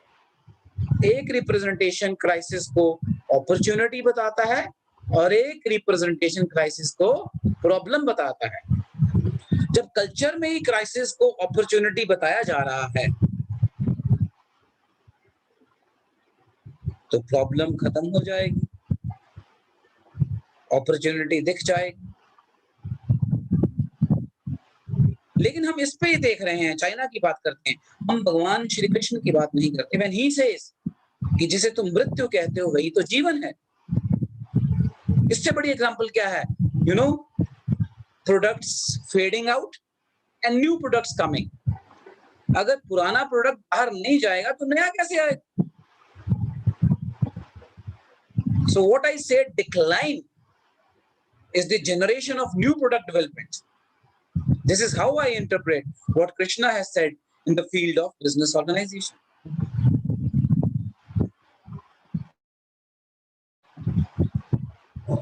One death is the life of the another, and we need to have this. So we need to be imaginative. सोच चलती रहनी चाहिए, लेकिन सोच वो जिसपे अमल किया जाए, सोच वो जो पॉजिटिव हो, एंड परसिस्टेंट, निरंतर प्रयास करते रहना। थॉमस अल्वा एडिसन से किसी ने पूछ लिया कि भाई आपने 99 टाइम बल्ब बनाया, आप फेल हो गए और 100 के बाद जाके सक्सेसफुल हुए, कितना फेलियर हुआ आपका? He said, no, I have not failed in any of my attempts. I know 99 ways how not to make the bulb, and one way how to make the bulb. That is innovative. Persistency देखिए, then goal setting. गोल तो set कर लिया, लेकिन उस गोल को पूरा करने के लिए सिर्फ मूवमेंट नहीं चाहिए, उसके लिए दिमागी कसरत से लेके शारीरिक श्रम तक हर चीज इकट्ठी होगी। जब हमारी दिमागी क्षमता शारीरिक श्रम से मिलता है तो क्या बनता है? तो बनता है हमारा व्यक्तित्व, और जो वो व्यक्तित्व है वो एंटरप्रेन्योर का व्यक्तित्व है, जो अपने दिमागी और शारीरिक श्रम को मिला के अपने गोल की तरफ ले जाता है। तो वो चाहे टी सीरीज वाले गुलशन कुमार जी हों, या धीरूभाई अंबानी जी हों, या रतन टाटा जी हों,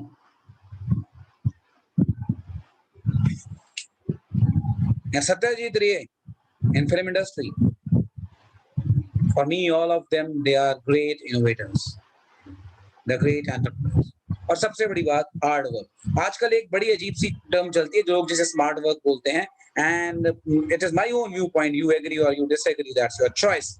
लेकिन मैं सोचता हूं ये एक असम्पशन है, ये एक छल है, ये एक दिखावा है। वर्क कभी स्मार्ट नहीं होता, काम तो काम होता है, और काम करने में अगर मजा आने लगे तो वो हॉबी बन जाता है, और काम करने में अगर स्ट्रगल महसूस होनी स्टार्ट हो जाए तो वो बोझ बन जाता है, और अगर काम से प्यार हो जाए तो वो लगन बन जाती है। तो हार्ड वर्क जिसे हम कहते हैं, जिस दिन हमने उसको प्यार कर लिया, उस दिन के बाद हम वेंचर कैपिटलिस्ट बनेंगे, उसके बाद हम वेंचरिस्ट बनेंगे, and we can achieve anything. There are no shortcuts to success. So my dear, just assume that idea of smart work is just an assumption. भूल जाइए उसे।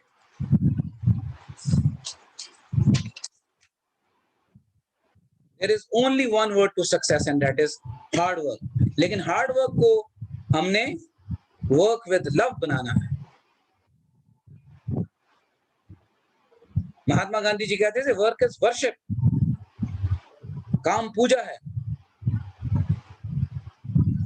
पता क्यों कहते थे? क्योंकि डिवोशन से करना चाहते थे। तो इससे बड़ा कॉन्सेप्ट कौन देगा मार्केटिंग में? तो महात्मा गांधी ने कहा work is worship and customer is king. वो तो किंग भी नहीं कहते थे, वो कहते थे, ये बात कॉटलर ने कही, customer is king. Mahatma Gandhi कहते थे ग्राहक हमारा देवता है, कस्टमर इज आवर लॉर्ड, उसको डिवोट कीजिए। तो आप देखिए हमारे कॉन्सेप्ट तो बहुत ज्यादा भारी भरकम बेटर है। वो कहते हैं 2 + 2 5 बन सकता है, साइनर्जी। मैथमेटिकली ये चीज गलत लगती है, लेकिन हम कहते हैं 1 और 1 11। कोई भी सिंबल नहीं डाला, इकट्ठे खड़े हो जाओ तो ये 11 ही बन रहा है। तो हमारी साइनर्जी बारी है कि उनकी बारी है? हमारी तो बहुत बारी है, लेकिन बात यह है कि हमने उनकी बारी बारी सुनी है और उन्हें हमें लग रहा है वो सही कह रहे हैं।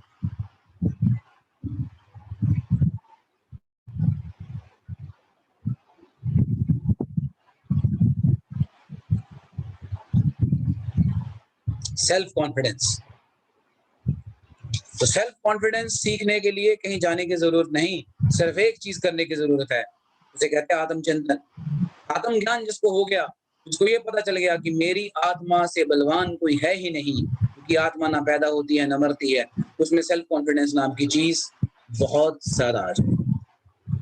Flexibility, we know that environment is one of the most changing force, the most dynamic. तो अगर एनवायरनमेंट रोज बदलता है तो चेंज एक निरंतर प्रतिक्रिया है, हमें उसे अडॉप्ट करना पड़ेगा, क्योंकि परिवर्तन संसार का नियम है, और ये बात भी गीता में लिखी गई है। तो फ्लेक्सिबिलिटी भी बाहर से जानने की जरूरत नहीं है। भगवान श्री कृष्ण कहते हैं जो इंसान अपने आप को परंपराओं से बांध लेता है और परिवर्तित नहीं होता समय अनुसार, वो खत्म हो जाता है। तो इससे बड़ी क्या हमें सबूत चाहिए एंटरप्रेन्योर्स को फ्लेक्सिबिलिटी के लिए? Then independence. तो इंडिपेंडेंस ये है जब मैं अपना डिसीजन अपनी मानसिक क्षमता, शारीरिक बल और विद्या के अनुसार लेता हूं।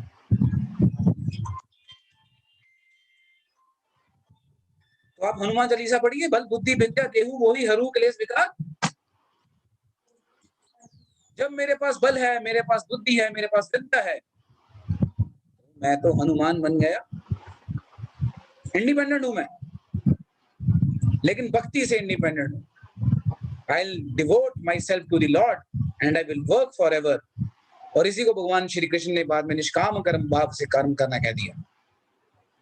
ये इंडिपेंडेंस होती है। इंडिपेंडेंस ये नहीं होती कि मेरा दिल किया तो मैंने किसी के थप्पड़ मार दिया, ये इंडिपेंडेंस है, ये बदतमीजी है। इंडिपेंडेंस ये होती है जब आप किसी एक लॉर्ड को सरेंडर करते हो और अपनी बल विद्या और बुद्धि के ऊपर ये मान लेते हो कि मैं हर पर्वत को लांग जाऊंगा और संजीवनी भी उठा लाऊंगा और मूर्छित लक्ष्मण को जिंदा कर दूंगा, ये इंडिपेंडेंस होती है। लेकिन सरेंडर करते हो अपने आप को उस भगवान के साथ। So need for entrepreneurship is, it increases our national production, definitely.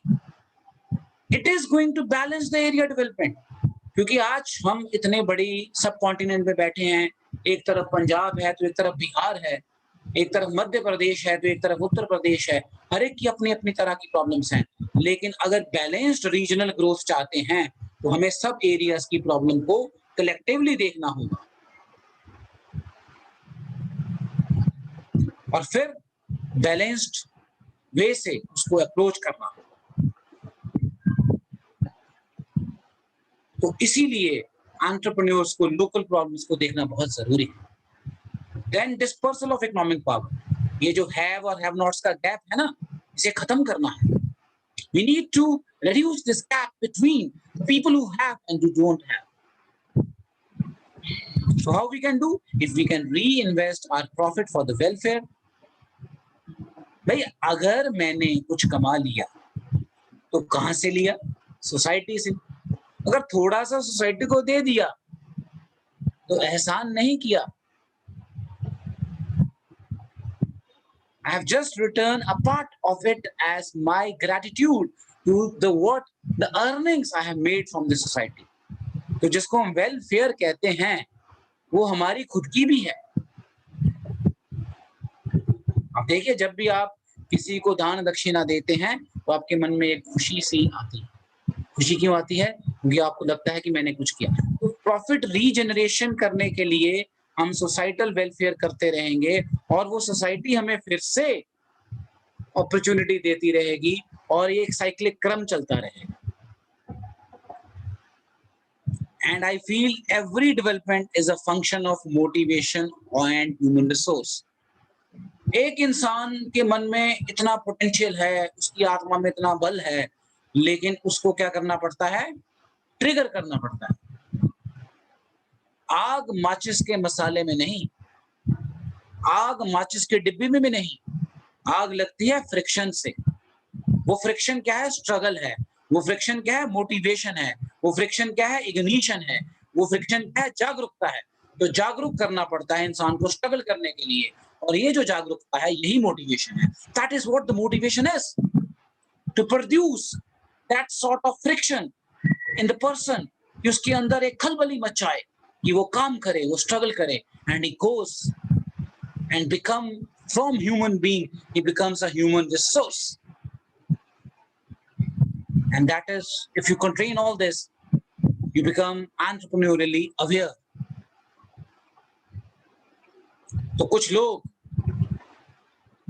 जो बड़े ग्रेट एंटरप्रेन्योर्स हुए हैं, उनको नमन करने के लिए उनका नाम देखिए आप, Narayana Murthy ji, Infosys technologies, Pratap Reddy ji, Apollo hospital, Naresh Goyal ji, Jet airlines, Dell, Michael Dell, Dell computers, pizza hut, Frank Carney, subway, Fred DeLuca, skin care में क्रिस्टी टेलर, इन सब ने क्या किया? They reaped large profits, no doubt, but they delivered a larger set of the values to the consumer. और why I have restricted to youth? Youth में क्या है? Youth में confident है, youth में resilience है, ignorance भी है, लेकिन ignorance है तो सीखने की क्षमता भी है। एक्सपोजर को जो फेलियर की तरफ है उनका भी मिनिमम है। तो इसको अब क्या करना है? उनको एक रिस्पॉन्सिबल बिहेवियर बनाने के लिए we will make them physically and emotionally strengthened, and we will give them an ability that how they can work and how they can burn their candle at both ends with their vulnerability and with their responsibility. They run by burning their candles at both the end and spread light not to the one area but to the both sides. So you know that when we are in management, we always talk of operations, and in operation there is one thing which is known as constraints. और एक चीज है resource. Resource के ऊपर constraint होना ही और उन constraints को मैनेज करना ही हमारी गोल प्रोग्रामिंग है. So we need to know that how we can control our resources and how we can optimally utilize our resources. So for that, we should try to reach to our maximum potential or optimal potential. We should try to locate the difference and we should try to start up. अब इस demographics को मैं छोड़ के आगे आता हूं. जो चैलेंजेस हैं एंटरप्रेन्योर के लिए, for every entrepreneur the challenges he is going to face, one is uncertainty of income. Of course, लेकिन आप बताइए सर्टेन है क्या? जब लाइफ ही अनसर्टेनिटी है तो इनकम अनसर्टेन हो गई, कौन सी बड़ी बात? तो अनसर्टेनिटी ही तो एक चैलेंज है, अनसर्टेनिटी ही तो एक जिंदगी का मजा है.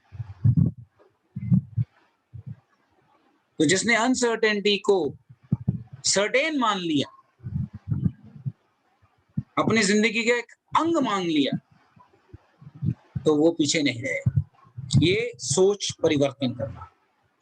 Risk of losing entire invested capital. जो कुछ लगाया वो खो दूंगा, लेकिन तुम लाए क्या थे जो तुम खो दोगे? अगर ये सोच लिया तो दिमाग फिर से एंथुसियाज्म से भर जाएगा. जब मैं आया था तो ऐसे ही आया, जाना भी ऐसे. So whatever I have invested, even if I lose it, I have not lost anything because still I am alive, and if I am alive, I can do it again. Lower quality of life until business gets established. Definitely. तो जब तक मेरा स्वप्न पूरा नहीं होता तब तक मेरी नींद अवस्था नहीं होनी चाहिए, मेरी जागरूकता होनी चाहिए. तो जो lower quality of my life कह रहा हूं वो ये कह रहा हूं कि जो डिस्कम्फर्ट्स मुझे झेलने पड़ेंगे. तो राम अगर वन ना जाते तो राम राम बन ना जाते. वनवास हुआ उसी से राम बन गए, नहीं तो एक किंग बन के रह जाते. आज वो पुरुषोत्तम है, आज वो भगवान है. तो जो चैलेंजेस, जो डिस्कम्फर्ट वहां झेला उससे बने Ram.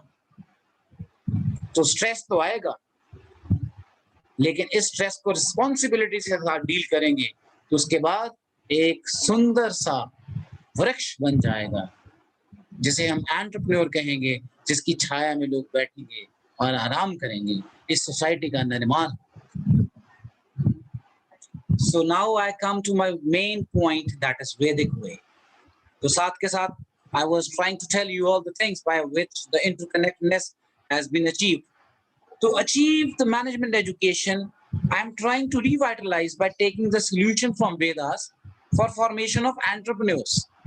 And for entrepreneurs, I believe they should be taken as a leader, because he is the leader of the organization. Okay. तो सबसे पहले किस में चेंज लाना है? सबसे पहले चेंज लाना है नॉलेज में. और ये देखिए, ये जो मैं हूं ये मेरा कुछ अपना नहीं है, ये हमें मिला है ऋग्वेद से. तो ऋग्वेद क्या कहता है कि जो हमारी एजुकेशन है वो 3 क्रम में जानी चाहिए. एक कॉन्शियस, एक प्रोसेस और एक नोन. तो कॉन्शियसनेस बेस्ड एजुकेशन बाद में, जिसमें भगवान श्री कृष्ण ने भी जिसके ऊपर सारी की सारी व्याख्या की है, जब अर्जुन की कॉन्शियसनेस को हायर लेवल पे उन्होंने इवोक कर दिया. आज की सोसाइटी में क्या हो रहा है, हम बच्चे को सिखाते हैं, we tell our child, our student that E is equal to delta mc square, theory of relativity, and theory of relativity was discovered by Einstein, और इसका फॉर्मूला है E energy is equal to delta m mass c speed of light square, that's it. तो हमने क्या बताया, हमने बताया the field of the study, वो याद कर लेता है, और हमने बताया किसने जानी ये चीज, आइंस्टाइन ने। लेकिन कैसे, what was the process of achieving this formula, कितनी मुश्किलों के साथ, कितने एक्सपेरिमेंट्स के साथ mister Albert Einstein he reached this formula. We never told him that struggle, we never told him that process. और आप बताइए, जब तक आप ये प्रोसेस नहीं बताएंगे तो हमारे बच्चे अपना प्रोसेस कैसे बनाएंगे, क्योंकि उनके रास्ते पे चलने के लिए उनका रास्ता सीखना पड़ेगा और फिर नया रास्ता तैयार होगा। हम सबको पता है कि वास्को डिगामा डिस्कवर्ड इंडिया, लेकिन किस रूट से इंडिया की तरफ आए ये बहुत कम लोगों को पता, और जब तक वो रूट एक्सप्लेन नहीं किया जाएगा तो नया रूट कहां से कोई बनाएगा। अब जो गीता में लिखा है, इंसान को जब तक ऐसा व्यू करेंगे हम, क्योंकि एंटरप्रेन्योर में सबसे बड़ी क्वालिटी मशीन को पहचानना नहीं है, सबसे बड़ी क्वालिटी लीडर में मैन को पहचानना है, लोगों को पहचानना है, लोग जो उसके साथ मिलके काम करेंगे, लोग जिनके लिए काम करना है, लोग जो हमारे प्रोडक्ट खरीदेंगे, people who will buy my product, people who will support me, people who will work in my entrepreneurship. For that, I have to treat them as human beings. And if I say them human being, then I have to treat them as a holistic view है मेरा, कि every man is a bundle of potential and talent.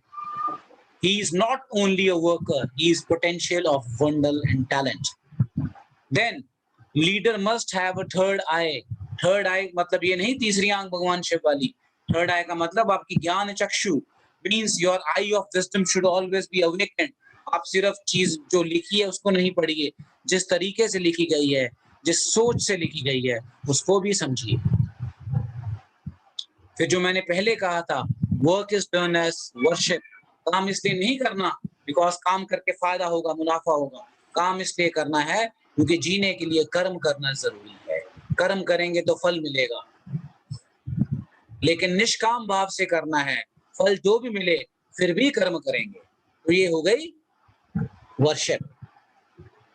Then योग, जिसे हम कहते हैं, जिसको आजकल के टर्मिनोलॉजी में योगा कहते हैं, तो योग का मतलब होता है unification. Yoga is unification of your mind, body, spirit towards excellence.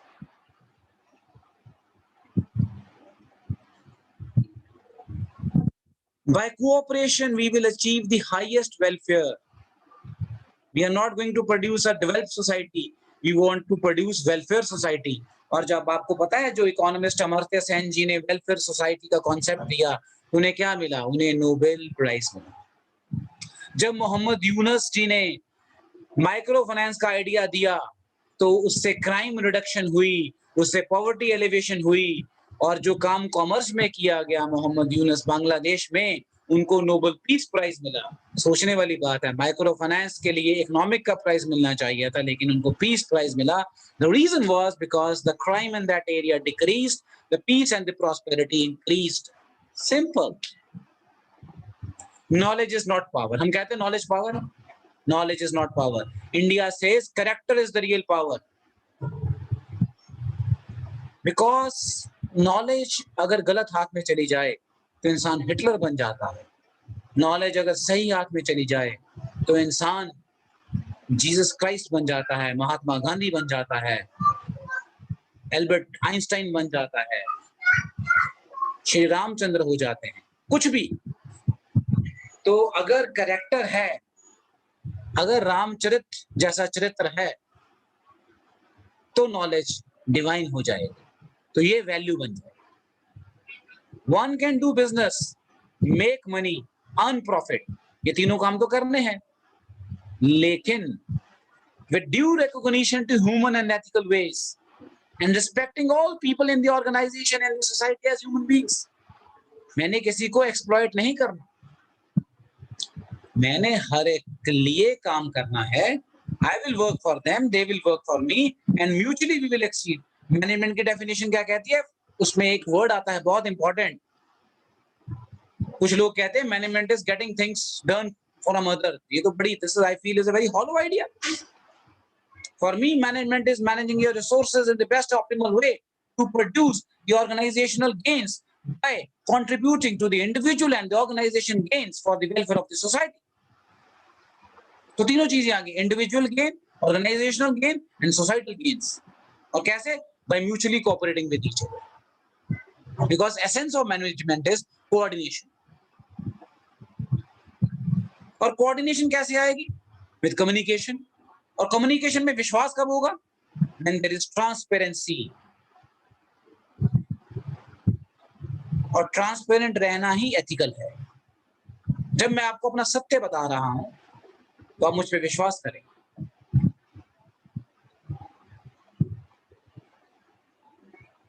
There they say in the West that we should try to have an idea by, brainstorming.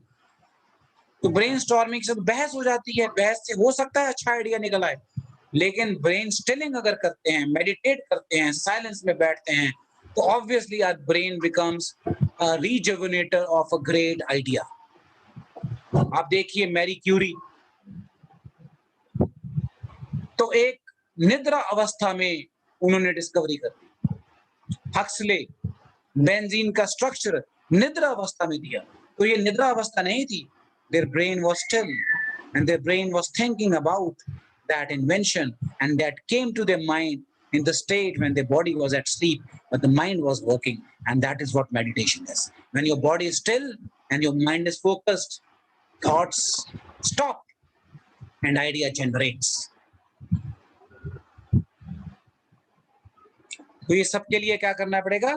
Self introspection, self appraisal, self criticism. और ये जो self analysis है ना, वहां waste में they say in the west job analysis कीजिए, job description, job specification, वो बाद में होगा. हम पहले सेल्फ को देखें, सेल्फ एनालिसिस करें, फिर जॉब को एनालाइज करेंगे, फिर लोगों को एनालाइज करेंगे. मुझे अपनी वीकनेस नहीं पता, मैं दूसरे की वीकनेस ढूंढने जा रहा हूं. अगर मेरी आंखें खुद की खराब हैं तो मैं कैसे जान पाऊंगा कि दूसरे की आंखें ठीक हैं कि नहीं?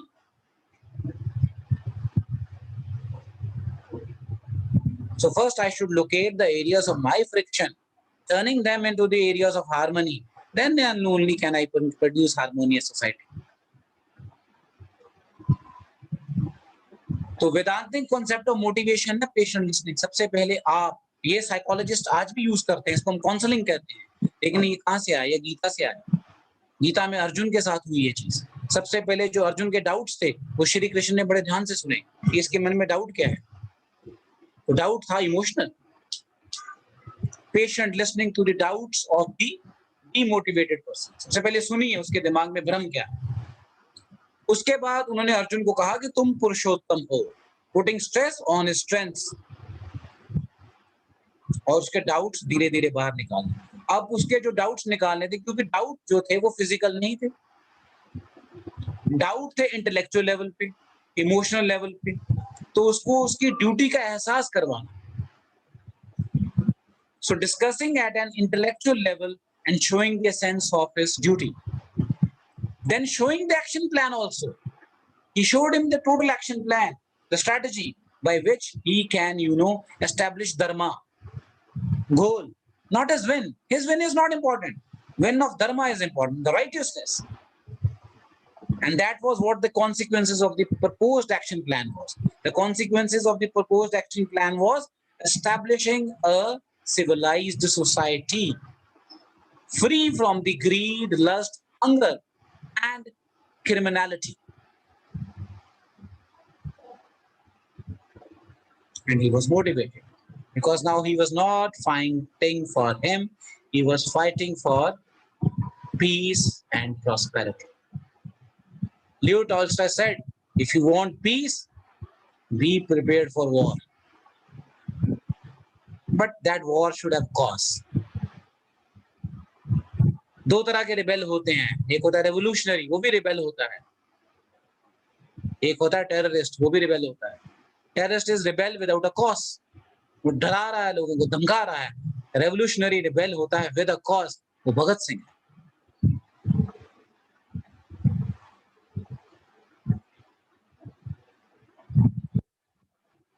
So this is transactional analysis which Rigveda talks. हमारे यहाँ ट्रांजैक्शन एनालिसिस जो पढ़ाया जाता है मैनेजमेंट में, that was adapted from Goldman and that was I am okay, you are okay, वहां से लिया था हमने. और उसमें 3-4 तरह के 3 चीजें बताई गई थी: parent child ego state, adult ego state, parent to parent transaction, parent to child transaction, adult to parent transaction. लेकिन हमने जो सोचा ऋग्वेद में वो देखिए किस तरह से है, और आपको खुशी होगी जान के कि इसमें सिर्फ ट्रांजैक्शन नहीं, it is going parallelly with the motivation also.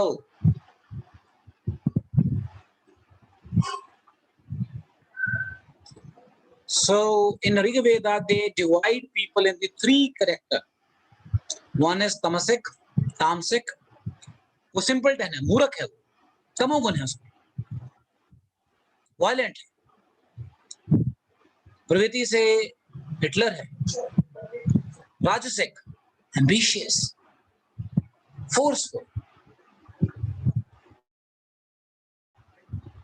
like Napoleon, like Alexander. And Satvik is wise, like Vishwamitra, Lord Ram, Gandhi, Nelson Mandela. There can be so many examples. तो अब मोटिवेशन का ऐसा नहीं इनको जरूर नहीं पड़ती, मोटिवेशन की हर एक को जरूर पड़ती है. तो 3 तरह के हमने सब ग्रुप्स बनाए, सब कल्चरल ग्रुप्स बनाए. Society we have divided into 3 segments. One is the simpleton, tamasic, other is the forceful, ambitious, rajasic, and third is the sattvic. अब मैं तीनों को एक ही तरीके से मोटिवेट नहीं करूंगा. The method to motivate them is by साम, दान, भेद, दंड. Suppose I take one example. If a person is तामसिक, तो वो इंसान में तमोगुण है, वायलेंस है और इग्नोरेंस है, मूर्खता है. तो उसको साम की तरह अगर मैंने ट्रीट करना है, if I want the method to guide him is sama. Sama means telling the person with equality. तो he needs guidance, he needs removal of ignorance. लेकिन जो राजसिक है, जो राजा है, आप उसको गाइडेंस देंगे उसको अच्छा नहीं लगेगा. He needs only information.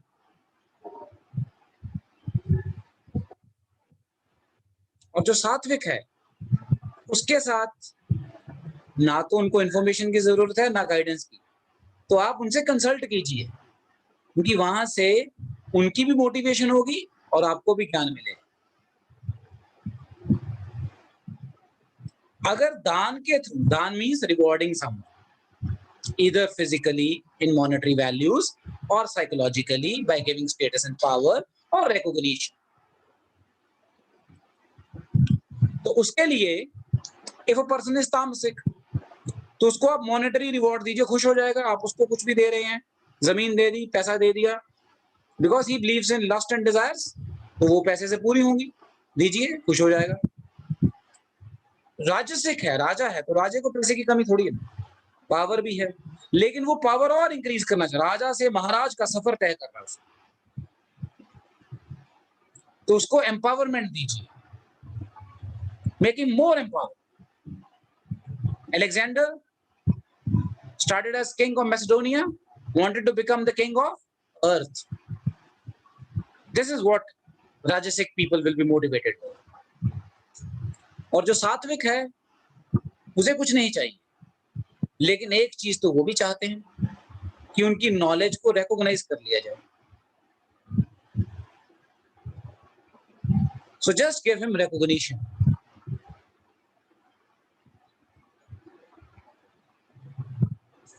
आपको पता है एक बार एक प्रसंग है, I'll try to tell it in English. There is one short story that once Brihaspati, Lord of Education, Guru, He entered the Sabha of Indra, Devraj, the king of Devatas. And by chance, Indra never stood up. And lot of wisdom and education. He went out from that particular, meeting or Sabha. Why? De-recognition.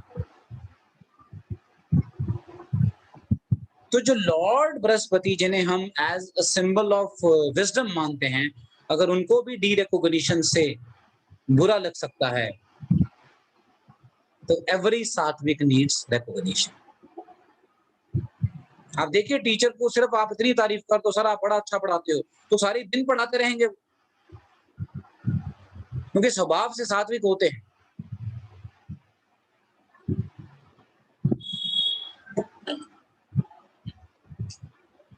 And this is what I call Vedic concept of Trinity. तो Trinity जो हमारे वेदास में बताया गया है, we are worshipping God as a force. In every society we say God is one, God is omnipresent. Even in Hinduism people have this idea, but some way it is misinterpreted that we believe in lot of gods. No, we don't believe in lot of gods, we believe in lot of lords. And there is a difference between God and a Lord.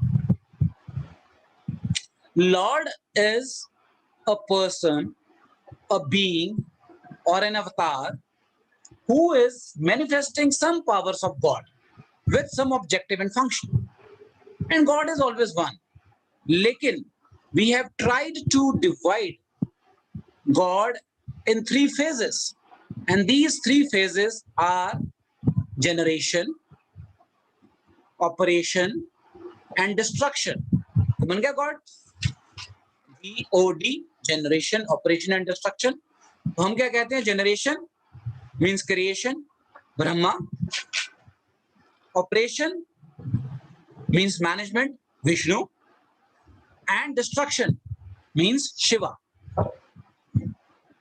तो ब्रह्मा विष्णु महेश, त्रिमूर्ति. तो जब ये तीनों इकट्ठे हो गए तो God one हो गया. गॉड वन कैसे हो गया? ये त्रिमूर्ति कभी अलग नहीं होती. These 3 forces also represent the phases of time, past, present, and future. This is only in Hinduism or in Indian culture that we say present is only Aaj, one which has gone is Kal, one which has to come is Kal. और कल कभी आता नहीं इसलिए वो कल है, और कल कभी वापस नहीं आएगा इसलिए वो भी कल था. We don't have that concept of yesterday and tomorrow because nothing is going to come. What is going to come is again present. इसीलिए जो अवतार्स होते हैं they always come in the form of Vishnu, and that is for growth. So growth can be only taken into account if it is accomplished by protection and creation. Growth is done by the manager, and manager can be only well protected when he is led by a leader and protected by a bureaucrat. And for a manager to be effective, he needs to be efficient and to think of excellence. So that is actually the managerial interpretation of the concept of Brahma, Vishnu, Mahesh, or generation, operation, or desire. And for me, it is excellence, effectiveness, and efficiency. And we know in management that effectiveness contains efficiency and functions of excellence also. And finally, for every entrepreneur, he should look towards fire, the Lord of fire, Agni, the God of fire. So Agni, you know, fire has foresightedness, pragmatism, witty, innovative, enlightened, enterprising. So these are the qualities of entrepreneur. Foresighted, you know, fire always rise above the surface. So that means a leader or an entrepreneur has to be foresighted. Fire always expand upon ground realities. So a leader or a manager has to be practical, pragmatic, ground realities. He should know where he's standing. Fire starts with the spark, wittiness. There, it should be in the entrepreneur. It should start with an idea. Idea comes and he starts. Then fire burns everything into ashes and pures the things by removing the slugs of impurity. Similarly, manager has to holocaust the shortcomings of his colleagues by his innovations. Then fire must have quality of light. Wherever there is fire, there is light. So a manager has to enlighten the people, leader has to enlighten the people, and similarly, entrepreneur has to enlighten the people by giving them the solution to their problems. And the most influencing characteristic of fire is that every fire originates into struggle with friction. So a manager, if needs to develop into an entrepreneur or as a leader, he needs lot of struggle. So from struggle only, he will rise above. He will come as a great entrepreneur. You see any entrepreneur in the world, he had gone through a great phase of struggle. So these are the qualities of Agni. So how we can do that? We need to memorize. We need to contemplate, because just by memorizing the things is not going to make. We need to contemplate what we have learned, and what we have learned, when we contemplate what is the best out of it, that we have to put into practice. So that is known as Manan, Chintan and Nidhyas. This is the way, Nidhyas, by we can, reach towards effectiveness. The four types of, ways which have been explained by Indian philosophy here are Dhyan, Raja, Bhakti and Karma. So Dhyan is the path of knowledge. Knowledge tells you what is bad and what is good. Raja is path of Samadhi. By concentration you focus. And Bhakti is devoting yourself and surrendering yourself, Nishkam Bhav. And Karma is path of selfless action.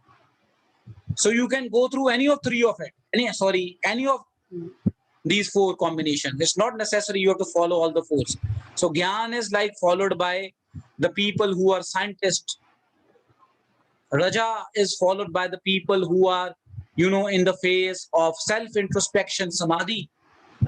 And Bhakti is by the people who are devoted, like Nanak, Jesus.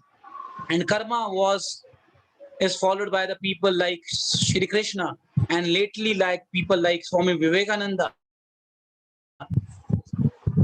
And then from this, pure mind will originate. And pure mind will give you pure values. And pure value means centralization of value.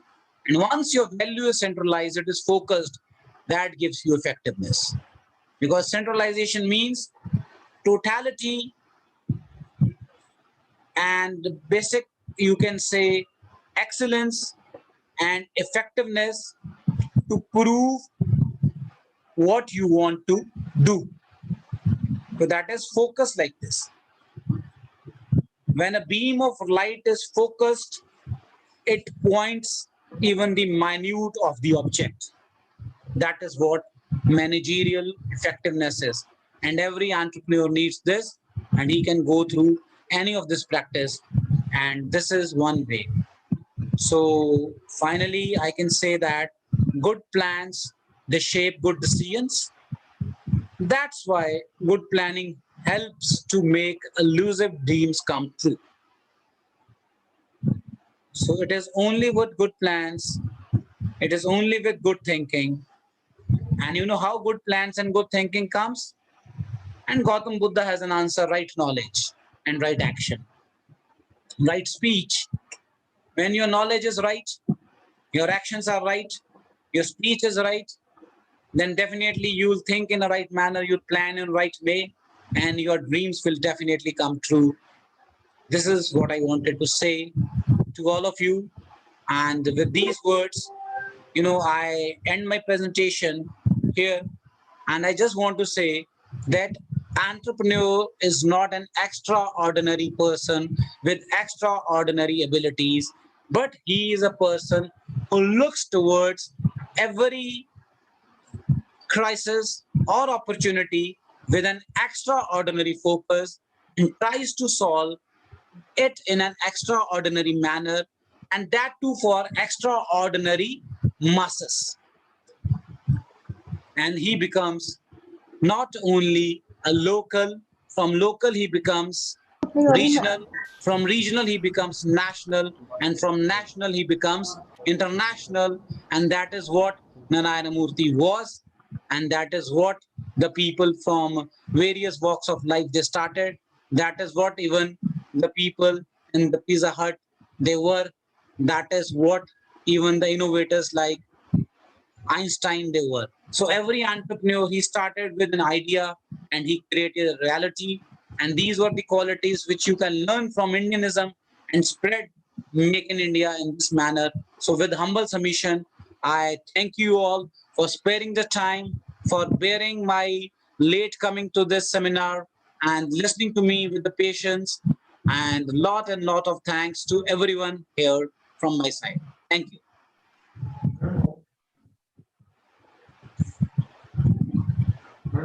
Thank you, sir. Thank you so much for a wonderful session. Thank you, sir.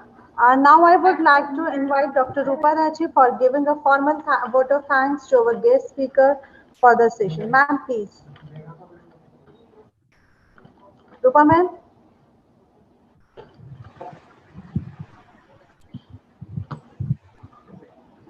Maybe it may be a network problem. Sir, I request your friend Dr. Anand Chauhan to give a vote of thanks. Please, sir.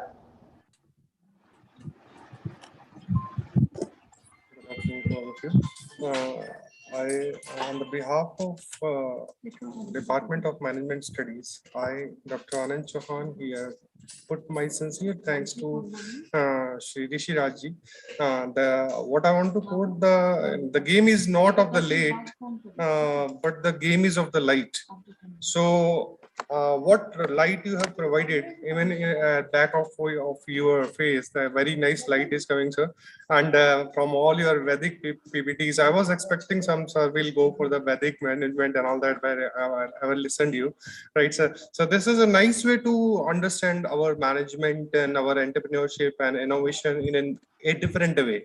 So this is a different way on monotonous. This is not a monotonous night what all we use by using all these Vedas and Puranas and all that, and coming with the ideas behind that thing. Sir, very much thank you from all the participants. Sorry for all the participants from no problem at all.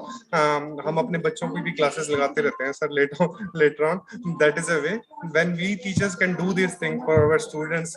Sit late and I will take today my mood is of the lecture is there, so that can also be there with all of us.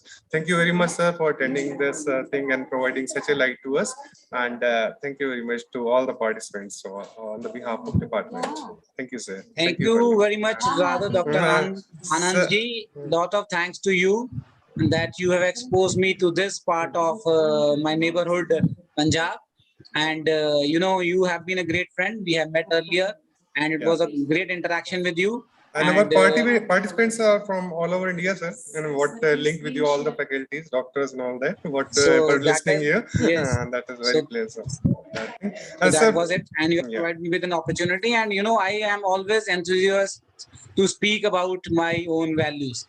So I feel pleased when I tell people about India, and that is my actual aim from my heart. You know, so thank you for that. Everybody will please make the cameras on. So Sir, take a group photograph. Professor Rishi Raj, sir, please stop screen sharing. Oh yeah. Thank you, sir.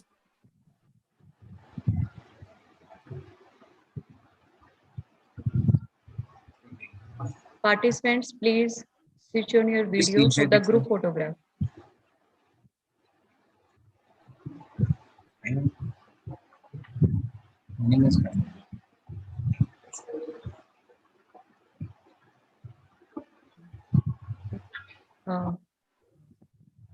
Sir, can we stop if you are not? Yeah, I'm just doing. Okay.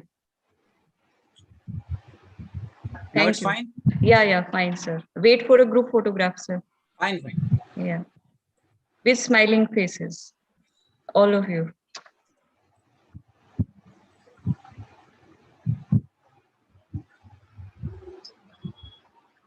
space.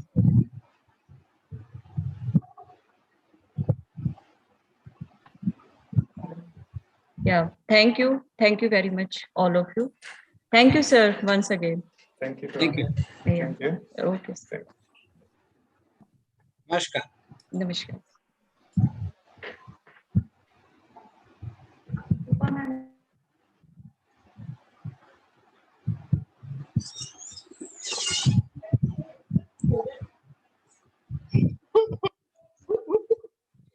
पैदा ना चार लोग कुछ जो पता पागल नीचे गए देखिए